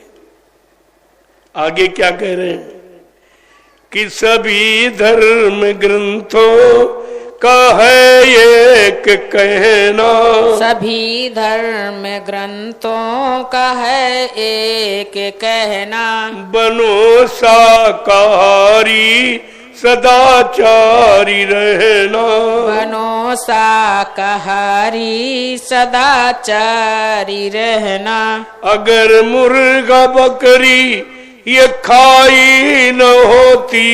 अगर मुर्गा बकरी ये खाई न होती तो दिल में तुम्हारे बुराई न होती। तो दिल में तुम्हारे बुराई न होती। कहते तुम्हारे में कोई बुराई नहीं है, तुम जन्म से तो शाकाहारी पैदा होते।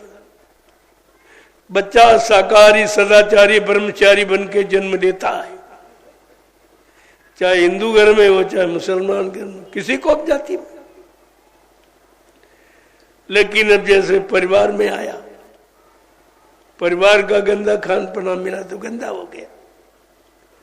परिवार के लोग जैसा कर्म करते तो कर्म फंस गया। और कुछ सोसाइटी में संग सोबत से बिगड़ गया। संत महात्मा फकीरों की संगत नहीं किया तो अच्छाई सच्चाई से दूर चले गए आप। बिगाड़ दो कारण से, एक तो परिवार जैसा खान पान का मिला, जैसे कर्म करने वाले, तो बच्चे का उस पर असर पड़ा और फिर इधर उधर जाने लगा संग सोबत में, उसमें बिगड़ गया।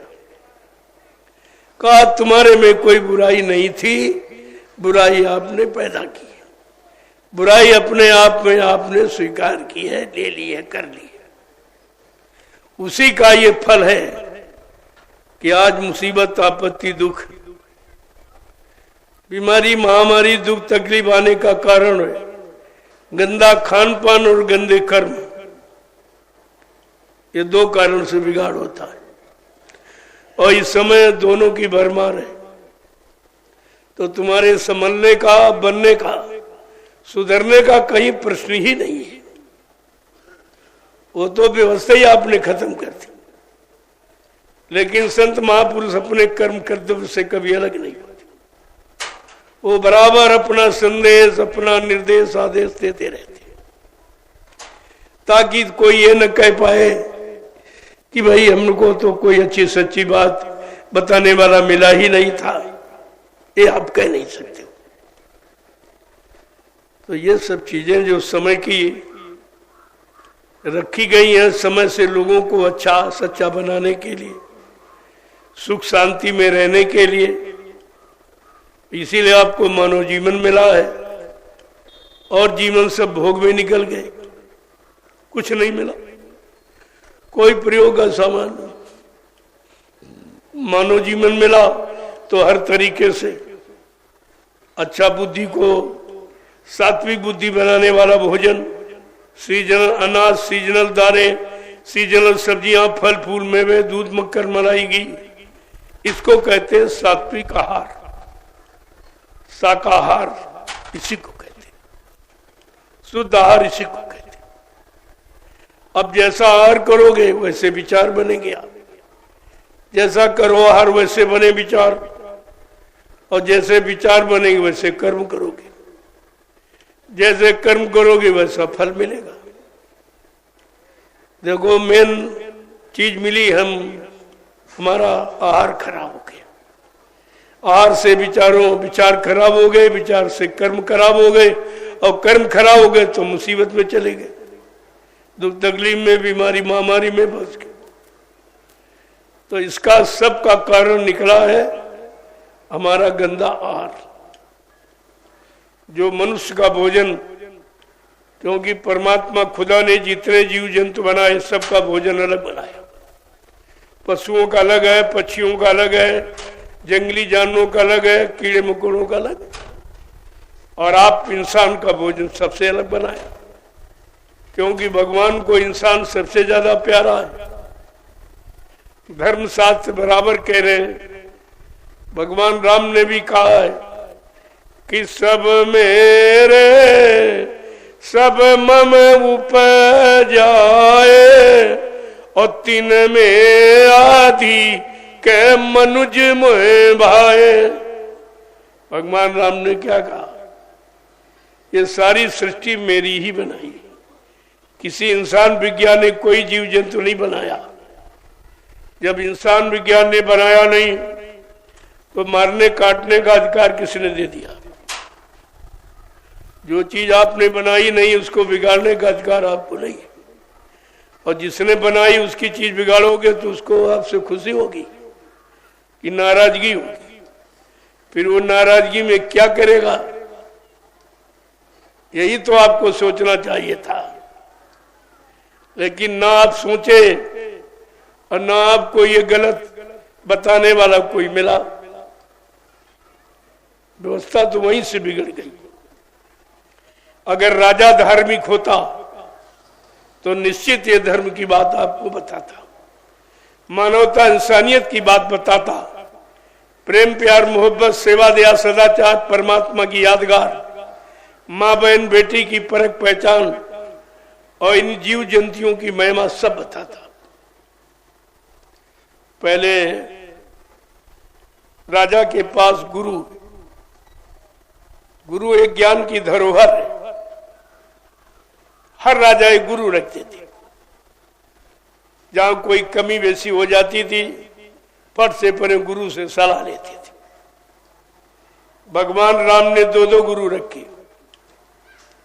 राजनीति के बारे में सही सच्ची जानकारी देने वाले वशिष्ठ जी और धर्मनीति की अच्छी सच्ची बात बताने वाले विश्वामित्र, दो गुरु। यानी भगवान को दो गुरु की जरूरत पड़ी। और आज ये सीताराम कहने वाले, इनका कोई गुरु नहीं, सब निगुरे, कोई गुरु नहीं, किसी की बात मानते नहीं और किसी को पहचानते नहीं, और इनके अंदर कोई रहम कोई दया कुछ नहीं, खत्म सब। देखो व्यवस्था बिगड़ने का कारण ये है और इस पर कोई नहीं ध्यान दे रहा। अगर ध्यान कराया जा रहा तो भी नहीं ध्यान दे रहा, तो सुनते ही नहीं अच्छी सच्ची बात। क्यों? यही समय विनाश का होता है। जब लोगों को अच्छी नेक भली बात अच्छी न लगे तो समझ लो उसका विनाश, पापों का घड़ा भर गया। इसलिए उसकी समझ में नहीं आ रहा। जब स्वार्थ लोभ लालच पाप का घड़ा भर जाता तो मानव की बुद्धि कैसी हो जाती। जब जैसी हो तब बिता तब तैसी मत होए, काल रेख की लेख को मेट सके नहीं कोई। उसे कोई मेट नहीं सकता, उसको मर मिटने से कोई बचा नहीं सकता। तो चारों तरफ से एक ही बिंदु आ रहा कि विनाश विनाश, क्योंकि सब विनाश को आमंत्रण दे रहे हैं, विनाश को निमंत्रण दे रहे हैं। लेकिन महात्मा अपना फर्ज अदा करते। तुम मानो न मानो, सुनो न सुनो, वो बात तुम्हारी, लेकिन वो अपना काम जो रहम दया का है वो कभी बंद नहीं करते। यही उनका सच्चा मानो कर्म है। जय गुरुदेव, जय गुरुदेव, जय गुरुदेव, जय गुरुदेव, जय गुरुदेव, जय गुरुदेव। जय गुरुदेव नाम किसका, प्रभु का। जय गुरुदेव नाम किसका, प्रभु का। जय गुरुदेव नाम किसका, प्रभु का। प्रभु का प्यारा नाम। जय गुरुदेव। अब आप लोग खड़े हो जाओ, खड़े हो जाओ प्रेमियों।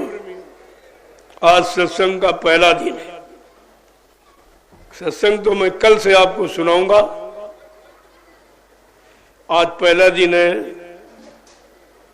तो सब लोग आ भी नहीं, कल आ जाएंगे लोग, तब सत्संग प्रारंभ करूंगा, सब लोग सुने। वैसे तुम्हारे लिए तो यही है सत्संग।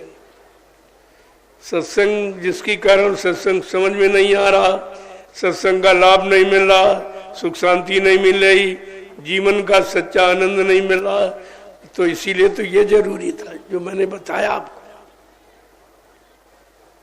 ये भी बहुत जरूरी समय के अनुसार। कल से सत्संग प्रारंभ करूंगा,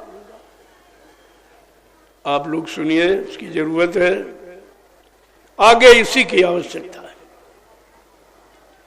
जो मैंने भी कहा जरूरत, इस समय तो इसकी जरूरत है, लेकिन आगे सत्संग की आवश्यकता, सच्चे सदगुरु की आवश्यकता है, जो सबको सच्चा रास्ता बताने वाला, सच्ची सुख शांति दिलाने वाला, सच्चित आनंद प्राप्त कराने वाला और जीवात्माओं को सत्य दे सचखंड पहुंचाने वाला, इसकी जरूरत है। तो ये भौतिक और आध्यात्मिक दोनों मिलके, दोनों की बात आपसे कहूंगा, इधर भी उधर भी। जब इधर सुख शांति होगी तब भजन कर पाओगे। ऐसी महंगाई में, ऐसी गरीबी में, ऐसी बेरोजगारी में, ऐसी टैक्सों की भरमार में इतना लोग परेशान है, भजन कौन करेगा? भजन तो शांति में होता है। और आज शांति अशांति क्रांति भ्रांति में फंसी पड़ी, तो भजन करेगा कौन? इसलिए भजन की स्थिति बनाना बहुत जरूरी। भजन की स्थिति के लिए दूरदर्शी खड़ी है, बिल्कुल सामने खड़ी है और सबको भजन का रास्ता साफ सुथरा कर देगी। एकदम जितने कांटे हैं ये सब निकाल बाहर कर देगी और आप भजन करेंगे। अगर परिवार समाज देश में शांति सुख शांति न्याय सुरक्षा रोजी रोटी ये सबको मिल जाए तो भजन को नहीं करेगा। अरे आत्मा के कल्याण के लिए सभी चाहते, ऐसा नहीं है, लेकिन बेचारा जब अशांति में फंसा है, कहीं सुख दिखाई नहीं दे रहा, दुखी दुख, बीमारी बीमारी, कष्ट ही कष्ट, ये तो है ही, और साथ साथ में राजनीति से भी कष्ट मिल रहा है। महंगाई बढ़ रही, गरीबी बढ़ रही, बेरोजगारी बढ़ रही, टैक्स बढ़ रहे हैं, जीएसटी लग रही, ये सब तकलीफें तक भी, चोरी डकैती बढ़ रही, झूठ छल कपट बेईमानी, हर व्यक्ति स्वार्थ में डूब गया है। सेवा धर्मात परमात्मा बिल्कुल समाप्त हो गया। पहले उसकी स्थापना होगी तब आप बैठ के भजन करोगे। तो कलयुग है और लिखा तो ये कि सतयुग योगी सब विज्ञानी कर हरि ध्यान तरे बहु प्राणी। जब सतयुग आ जाएगा, सच्चा युग, सत्य बोलने वाला, सत्य काम करने वाला, सबके प्रति सच्चाई यानी रखने वाला, तो हर व्यक्ति भजन करेगा। 8 घंटे काम करेगा, बाल बच्चों की देखरेख, और शाम को भोजन के पहले, सोने के पहले 1 घंटा मनुष्य रूपी मंदिर में आत्मा से परमात्मा का भजन। ये सच्ची पूजा है, बाकी सब झूठी है, जड़ पूजा है। ये सच्ची है। आत्मा से भजन करो तो परेशानी तुम्हारी जो तुमने पूजा की उससे कहां गई और बढ़ गई तुम्हारी, क्योंकि लिखा है नहीं ऐसा। रामचरितमानस कहती है कि ऐसे बिन हरि भजन खगेसा और मिट्टी है न जीवन इक्कर कलेशा। मानव जीवन में आने वाले क्लेश दुख तकलीफ बीमारी महामारी कहते भगवान के भजन से, और तुम पूजा से समझते थे। कितनी पूजा की, बीमारी बढ़ गई, तकलीफ बढ़ गई, दुख दर्द बढ़ गए, मुसीबत बढ़ती चली जा रही। ये तो सब मुसीबत दुख दुख दिखाई दे रहा है। इस पूजा ने तुम्हारा कोई काम नहीं किया। जड़ पूजा ने जड़ समाज और जड़ शरीर की भी कोई पूजा नहीं की, कोई फलीभूत नहीं हुई, इसको भी सुख शांति नहीं दे पाई, तो आत्मा को सुख शांति जड़ पूजा कहां से दे दी। इसलिए आपको चेतन पूजा, आत्मा से परमात्मा का सच्चा भजन, खुदा की रूह से खुदा की सच्ची इबादत, ये सच्ची, न कहीं जाना है न कहीं बनाना। परमात्मा खुदा ने अपनी पूजा के लिए बनी बनाई ये मंदिर मस्जिद मनुष्य रूपी, ये आपको भेंट कर दिया, और इसी में मूर्ति अपनी बैठाल दी। मूर्ति भी नहीं खरीदनी आपको, ये जीवात्मा रूह ये खुदा की सच्ची मूर्ति है, बैठाल दी आपके अंदर।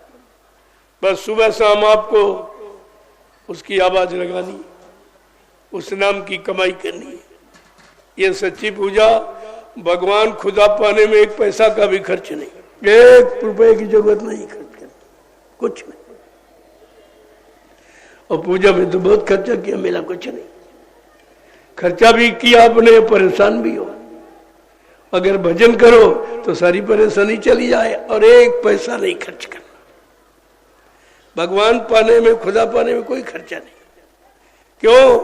तुमको आत्मा रूप में परमात्मा मिला हुआ पहले से, तुम्हारे अंदर ही है। ये जो आत्मा है ये परमात्मा का अंश है। अंश रूप में परमात्मा सबको मिला है।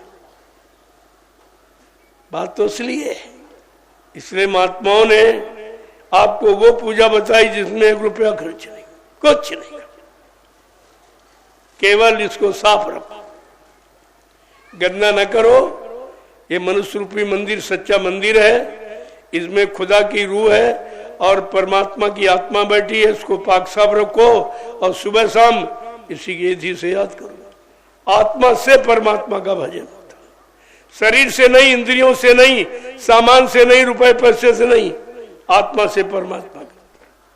कुछ नहीं खर्चा है। भगवान मिलने में 1 पैसे के खर्च नहीं। और तुमने करोड़ों रुपए खर्च कर दिए, सीताराम आज तक नहीं मिले।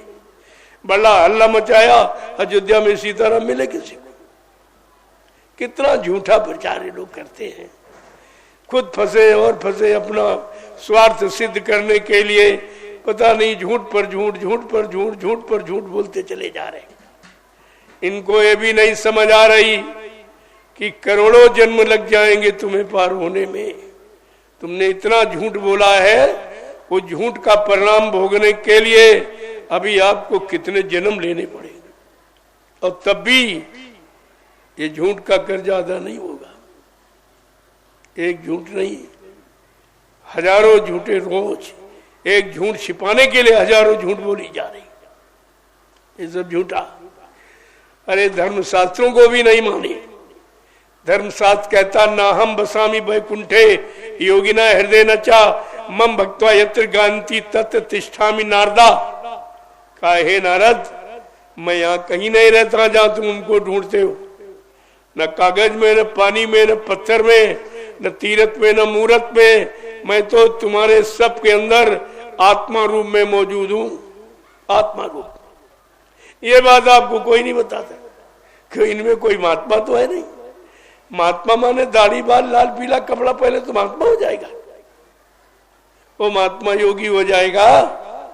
योगी का मतलब योग माने जोड़, जिसने अपनी जीवात्मा जो अलग है परमात्मा से मिला लिया, वो सच्चा योगी, वो सच्चा योगी। योगी भाई, बाकी सब होगी। ये भोगी लिखने लगे अपने योगी तो योगी हो जाएंगे क्या? ऐसा कुछ नहीं। आत्मा को परमात्मा चाहिए। आत्मा को कोई सामान, कोई राजपाट, कोई धन दौलत, मान सम्मान थोड़ी चाहिए उसको। आत्मा को परमात्मा, क्योंकि आत्मा परमात्मा की है, तो आत्मा को परमात्मा चाहिए। उसको या कुछ नहीं चाहिए, न मकान चाहिए, न दुकान चाहिए, न रुपया, न पैसा, न सोना, न चांदी, न पति, न पत्नी, न बाल, न बच्चे, न आद, न पद, कुछ नहीं चाहिए उसको। कितनी छोटी बात है, उसको अभी तक नहीं समझ पाए, क्योंकि ये समझदारी पर पर्दा डालते हैं, उस पर पर्दा डालते, समझने न समझते न समझने देते। ये दोनों तरफ का अपराध है कि एक अच्छी सच्ची बात न बताना और न किसी की मान न सुनना। ये तो दोनों तरफ अपराधी। जय गुरुदेव, जय गुरुदेव, जय गुरुदेव, जय गुरुदेव। नाम किसका? प्रभु का। जय गुरुदेव। नाम किसका? प्रभु का। जोर से बोलो, जय गुरुदेव। सब मिल बोलो, जय गुरुदेव। बोलना होगा, जय गुरुदेव। अभी से बोलो, जय गुरुदेव। दुख दर्द हरेंगे, जय गुरुदेव। सब कष्ट मिटेंगे, जय गुरुदेव। सुख शांति भी देंगे, जय गुरुदेव। सबके दाता, जय गुरुदेव। सबके मालिक, जय गुरुदेव। प्रेम से बोले जय गुरुदेव। ये नाम नहीं इंसान का, ये नाम है प्रभु का। ये काम नहीं इंसान का, ये काम है प्रभु का। प्रेमियों, जय गुरुदेव नाम प्रभु का, जय गुरुदेव नाम गाट का, जय गुरुदेव नाम खुदा का। ये समझना है, समय का नाम है। नाम कोई झूठा गलत नहीं होता, लेकिन अपने समय का नाम अपने समय का काम करता है। अगर अन्य नामों से काम हो जाता तो जय गुरुदेव नाम जगाने की क्या जरूरत है। जो नाम जगाया जाता, सिद्ध किया जाता, उसी से काम होता। जैसे आप बाजार से मंत्रों की किताब खरीद के ले आओ और सारे मंत्र तुम रट डालो, लेकिन काम किसी मंत्र से नहीं करा सकते। काम उसी से कराओगे जिस मंत्र को तुमने सिद्ध कर लिया। सिद्ध करने का मतलब मंत्र तुम्हारे में, तुम मंत्र के अनुसार बन गए, तुम्हारी करनी मंत्र के अनुसार हो गई, वो मंत्र तुम्हारा काम करेगा। इसीलिए अब किसी नाम से काम नहीं होगा। काम जय गुरुदेव प्रभु नाम से, प्रभु से प्रभु, ये सबका मालिक, सबका सत्ताधारी वही है। प्रभु से काम होगा। तो प्रभु नाम कोई न कोई नाम तो रख ही लिया जाता कि भाई जैसे सतयुग में भगवान का हरि नाम था, त्रेता में राम नाम था, द्वापर में कृष्ण नाम था, इसी तरह कलयुग में जय गुरुदेव नाम रख दिया। ये प्रभु का नाम है। यही तो आपको ध्यान में रखना चाहिए। यहां किसी की निंदा, आलोचना, बुराई नहीं सिखाई जाती, लेकिन हकीकत को कहने में कसर नहीं रखी जाती, ताकि कोई भ्रमित न हो जाए। इसलिए हकीकत को कहना, सत्य को कहना बहुत जरूरी है सबके। इस समय का नाम है और नाम ही काम करता है। अब तुम जिस नाम से सिद्ध कर लो, बात एक अलग की। तुमने अपनी तरफ से कोई नाम, जबकि संत महापुरुष सबकी पूजा कराते, सबका इतिहास बनाते हैं। आगे समय आ रहा, उसके लिए भी इशारा किया कि गांधी, सुभाष के नाम रहेंगे, इन्हें कोई मेट नहीं सकता, लेकिन काम प्रभु नाम से होगा। जो समय का काम है कलयुग का, वो प्रभु नाम से। ये सब इनका भी काम होगा। इनके अधूरे सपने, उनको भी ये नाम पूरा करेगा, लेकिन आधार गुरु, गुरु आधार होगा। उसी गुरु की जय जयकार है। जो जीवात्मा का कल्याण कर दे, विश्व की व्यवस्था को ठीक कर दे, वो गुरु है। गु माने अंधकार, रू माने प्रकाश। जो सारी सृष्टि को अंधकार से प्रकाश में ला खड़ा कर दे, उसी को तो गुरु कहेंगे। गुरु कोई जात पाती, गुरु को लाल पीला कपड़ा पहन ले, दाढ़ी बाहर रख ले, का गुरु हो जाएगा। अरे तो बाहर की है, गुरु ज्ञान तो अंदर में है, और तुम बाहर में कहते हो दाढ़ी बाल वाला मिल गया गुरु बन गया, लाल पीला कपड़ा वाला पहन लिया गुरु बन गया, ऐसा कुछ। ये सब पाखंड है, ये बनावट है, सजावट शरीर की बनावट, सजावट कभी अंदर का काम नहीं कर सकती, क्योंकि बाहर में है। बाहर वाला बाहर में करे, अंदर वाला अंदर में करे। अंदर वाला अगर मिल जाए तो बाहर अंदर दोनों का कर देगा, वो तो दोनों का कर देगा। अंदर में दिखा देगा, बाहर में सिद्ध कर देगा, दोनों काम आपके हो जाए। अब आप लोग लाइन से खड़े हो जाओ, जोर से बोलो, सब मिल बोलो, जय गुरुदेव। बोलना होगा, जय गुरुदेव। अभी से बोलो, जय गुरुदेव। दुख दर्द हरेंगे, जय गुरुदेव। सब कष्ट मिटेंगे, जय गुरुदेव। सुख शांति भी देंगे, जय गुरुदेव। सबके दाता, जय गुरुदेव। सबके मालिक, जय गुरुदेव। प्रेम से बोलो, जय गुरुदेव। ये नाम नहीं इंसान का, ये नाम है प्रभु का, ये इंसान का नाम नहीं है। इसीलिए इसको जात पात में मत जोड़ना। चाहे हिंदू हो चाहे मुसलमान सिख ईसाई कोई हो, किसी कौम कौमियत का छोटा बड़ा, ये सबका काम करेगा, उसको कहेंगे समय का नाम, वो काम करेगा। अब सीताराम तो हिंदू ये पूरा मुसलमान नहीं ले रहा, राधा कृष्ण भी मुसलमान नहीं ले रहा, सिख ईसाई नहीं ले रहे, कोई नहीं, सब नहीं ले रहे। जिसको सब ले, और सब जब ही लेंगे जब सबका काम हो जाएगा। इसलिए ये नाम सबका काम करेगा। इसमें कोई जात पात का फिरका नहीं, छोटे बड़े गरीब अमीर हिंदू मुसलमान का, सबका काम करेगा। इसलिए ये नाम सारी सृष्टि के काम को करने वाला है। ऐसा नाम प्रभु का है।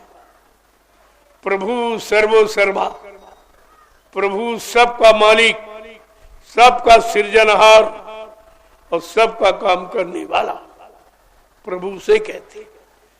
ये कलयुग में प्रभु नाम क्यों आया, इस पर कोई नहीं विचार कर रहा। और प्रभु नाम कभी नहीं आया, न सज्जू न त्रेता न द्वापर, कलयुग में क्यों आया? कलयुग में इसी से काम होगा। नाम समय का काम करता है, अब काम करेगा तभी नाम होगा, और तभी सब लोग उसका नाम लेंगे। हिंदू मुसलमान सब जात पात समाप्त हो जाएगी आगे, और सब एक प्लेटफार्म पर खड़े हो जाएंगे और इस प्रभु का नाम को सब लेंगे, और सबको इसके प्रति श्रद्धा और प्रेम और विश्वास होगा, क्योंकि सबको समान रूप से सुख शांति मिल जाएगी। जय गुरुदेव। अब आप लोग लाइन से खड़े हो जाओ। आज आप आए हो, सबकी इच्छा है, मेरी भी इच्छा आपसे मिलने की है। मैं भी आपका दर्शन करूंगा, आपको प्रणाम करूंगा, और ये नैमिषारण की पावन पवित्र भूमि से ये औषधि, ये महाप्रसाद लेके आया हूं, इसको जरूर ले लीजिए। ये हिंदुस्तान में कोई नहीं दे सकता आपको। प्रसाद बनाना किसी की बस की बात नहीं है, और प्रसाद जो तुम्हारा सब तरह से काम करे वो प्रसाद है, और ये काम किसी के बस का नहीं। हिंदुस्तान में कोई नहीं बना सकता, और इस तरह से किसी ने बांटा नहीं है। तुम कहीं चले जाओ, हिंदुस्तान में ये काम कोई नहीं कर रहा। घर घर दरवाजे दरवाजे गली गली पुकार गुहार लगाकर मैंने प्रसाद बांटा है। 10 वर्षों से लगातार ये प्रसाद बांटा। ये काम कोई करके दिखा दे? प्रसाद बनाना ये सब के बस की बात नहीं है। अगर ये बना लेते तो ये क्यों कहते दुकान से प्रसाद खरीद के ले आओ? प्रसाद न बेचा जाता न खरीदा जाता, प्रसाद बनाया जाता है और मुफ्त में लुटाया जाता है। ये प्रसाद की महिमा है। तो इसलिए आप देखिए, कोई नहीं कर रहा है काम। और मेरा सर्वप्रथम आता हूं जहां, तो पहला परिचय प्रसाद वितरण। कल आपने देखा कितने कुंटल प्रसाद बट गया। ये काम कोई प्रधानमंत्री मुख्यमंत्री भी नहीं कर सकता। ये काम किसी के बस का नहीं है कि प्रसाद से तुम्हारी बीमारी परेशानी दूर कर दे। यहाँ रुपए पैसे धन दौलत, डॉक्टर वैद्य हकीम दवा लगाकर आप नहीं बीमारियों से मुक्ति पा पाए हो। ये प्रसाद सब काम करेगा अगर आप शाकाहारी बन जाइए। आप एक ही परहेज है कि शाकाहारी बन जाए। तो देख लीजिए प्रसाद की महिमा। और मैंने पूरे हिंदुस्तान में बांटा। ये काम कोई कर ही नहीं सकता। अब मेरी नकल भी लोग नहीं कर सकते। मैंने इतने प्लेटफार्म बना दिए हैं लाभ लेने के कि मतलब यानी कोई नकल भी नहीं कर सकता। पहला है ये शोभा यात्रा का प्रसाद वितरण, ये कोई नहीं कर सकता। अरे भाई 10 कुंटल प्रसाद कल बट गया, छोटी मोटी बात है। और इसके बाद ये झंडा, सबके पास झंडा है, लेकिन झंडा गाड़ कर ये काम कोई नहीं करा सकता कि बीमारी तुम्हारी दूर करा दे, परेशानी दूर करा दे, भूत प्रेतों से नजात दिला दे। ये झंडा गाड़ा हुआ, ये भी कोई बराबरी नहीं कर सकता। और ये आध्यात्मिक सत्संग चर्चा है, ये भी नहीं कोई। सबको डर है कि सच्चाई मत कहना, सच्चाई मत कहना। और सब बातें करेंगी, चंदा दो, सेवा दो, ये दो, वो दो, दक्षिणा दो, लेकिन मैं तो ये भी नहीं करती। मेरे यहाँ कुछ नहीं, कोई दान दक्षिणा, कोई एवा सेवा, कुछ। जो प्रेमी स्वेच्छा से दे रहे हैं, कहते हैं, हम कहते भाई हमें तो जरूरत नहीं, आप क्यों देते हो? कल हम कहीं जा नहीं सकते, हमारे पास समय नहीं है। अगर हमारा कुछ धन लग जाएगा तो कुछ तो लाभ हमें मिल ही जाएगा समय का। हमने कहा मिल सकता आपका, कल तो आप सही जगह लगा दीजिए। अब ये देखिए जबरदस्ती, बिन मांगे मोती मिले, मांगे मिले न भीख। ये भीख भिखारी काम मैं नहीं करता, न पहले कभी मांगा, ना आज, ना आगे कभी मांगूंगा। मेरा काम बिल्कुल अलग है एकदम। अब तो लोग धीरे धीरे समझ रहे हैं कि जब किसी से कोई सेवा हमने ली नहीं, मांगी नहीं, जो आपने स्वेच्छा से दे दी, 1 रुपया, 2 रुपया, 10, 20, 50, 100, 1000 जो भी आपने दिए, सब मैंने उधर नैमिषारण्य में लगा दिया और 4 वर्ष के अंदर 3 आश्रमों का निर्माण कर दिया। 3 आश्रमों का ये काम कोई नहीं कर सकता। लंबी लंबी सेवाएं आपने दी और भी दे रहे हो, लेकिन कहीं 1 इंच भूमि तुम्हारे लिए नहीं है। वो सब अपने ऐसो आराम में, दारू मुर्गा मीट पे सब खत्म हो गई। गुरु की सच्चाई छिपाने में, रिश्वत में, कोर्ट कचहरी में खर्च की जा रही तुम्हारी सारी सेवाओं का दुरुपयोग है। और हमने किसी से मांगा नहीं, और 1, 2, 10, 20, 50 जो आपने दिए स्वेच्छा से, मैंने नैमिषारण्य में 3 आश्रमों का निर्माण कर दिया और 500 बीघे जमीन खरीदी। लेकिन मेरे नाम 1 इंच जमीन नहीं है, न मेरे नाम कोई आश्रम है। मैं ये काम नहीं करता हूं। आपकी चीज है, आपका धन है, आपके काम में लगा हुआ है। मैं अपने काम में नहीं खर्च करता, ये मेरा काम नहीं। इसको देखकर बड़ा आश्चर्य लोगों में हो रहा कि 4 साल में 3 आश्रम और सेवा मांगी नहीं गई, और फिर भी 3 आश्रमों का निर्माण हो गया। और मथुरा से हमने 1 पैसा लिया नहीं, मथुरा की कोई चीज हमने नहीं ली, सब वही छूट गई, मैंने कुछ नहीं लिया। ये सब नई व्यवस्था प्रेमियों की देखिए। और मथुरा में 60 साल लोगों ने दिया तो 1 आश्रम बना है, और मैंने किसी से कुछ नहीं लिया। 4 वर्ष में ये 3 आश्रमों का निर्माण हो गया। इसको देखिए, आप समझिए कि सेवा का मतलब है कि सेवा सही जगह लगनी चाहिए, तब आपको लाभ मिलेगा। और तुमने अभी तक जो सेवा दी है वो सब कोर्ट कचहरी में जा रही, गुरु की सच्चाई छिपाने में, कि गुरु की ये सच्चाई छिप जाए कि बाबा जी जिंदा नहीं मर गए। हमने कहा ये तो तुम छिपा नहीं सकते। मैंने शुरू से ही यही एक चीज खड़ी की है, आप उसे छिपा नहीं सकते हो। ये मैं दावे के साथ कहता हूं, सच्चाई छुपने वाली नहीं है, वो सब तुम्हारे सामने आके खड़ी हो जाएगी। क्योंकि जो जो कहा गया, किसी काम की अभी शुरुआत नहीं हुई और तुमने उस महापुरुष के जाने की शुरुआत कर दी। मैंने आधार यही कहा, गुरु उसी शरीर में जीवित है, ये आधार हमारा है। जो कहते गुरु चले गए, ये दुर्भाग्य तुम्हारा है। जय गुरुदेव। मेरा ये नारा है, मैंने आवाज उठाई है।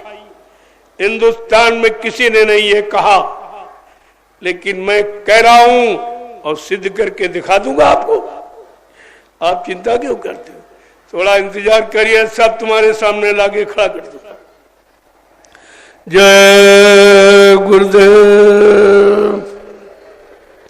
अब आप लाइन से खड़े हो जाओ, मैं आपका दर्शन कर लूं। ये महाप्रसाद जरूर ले लीजिए। ये दरबार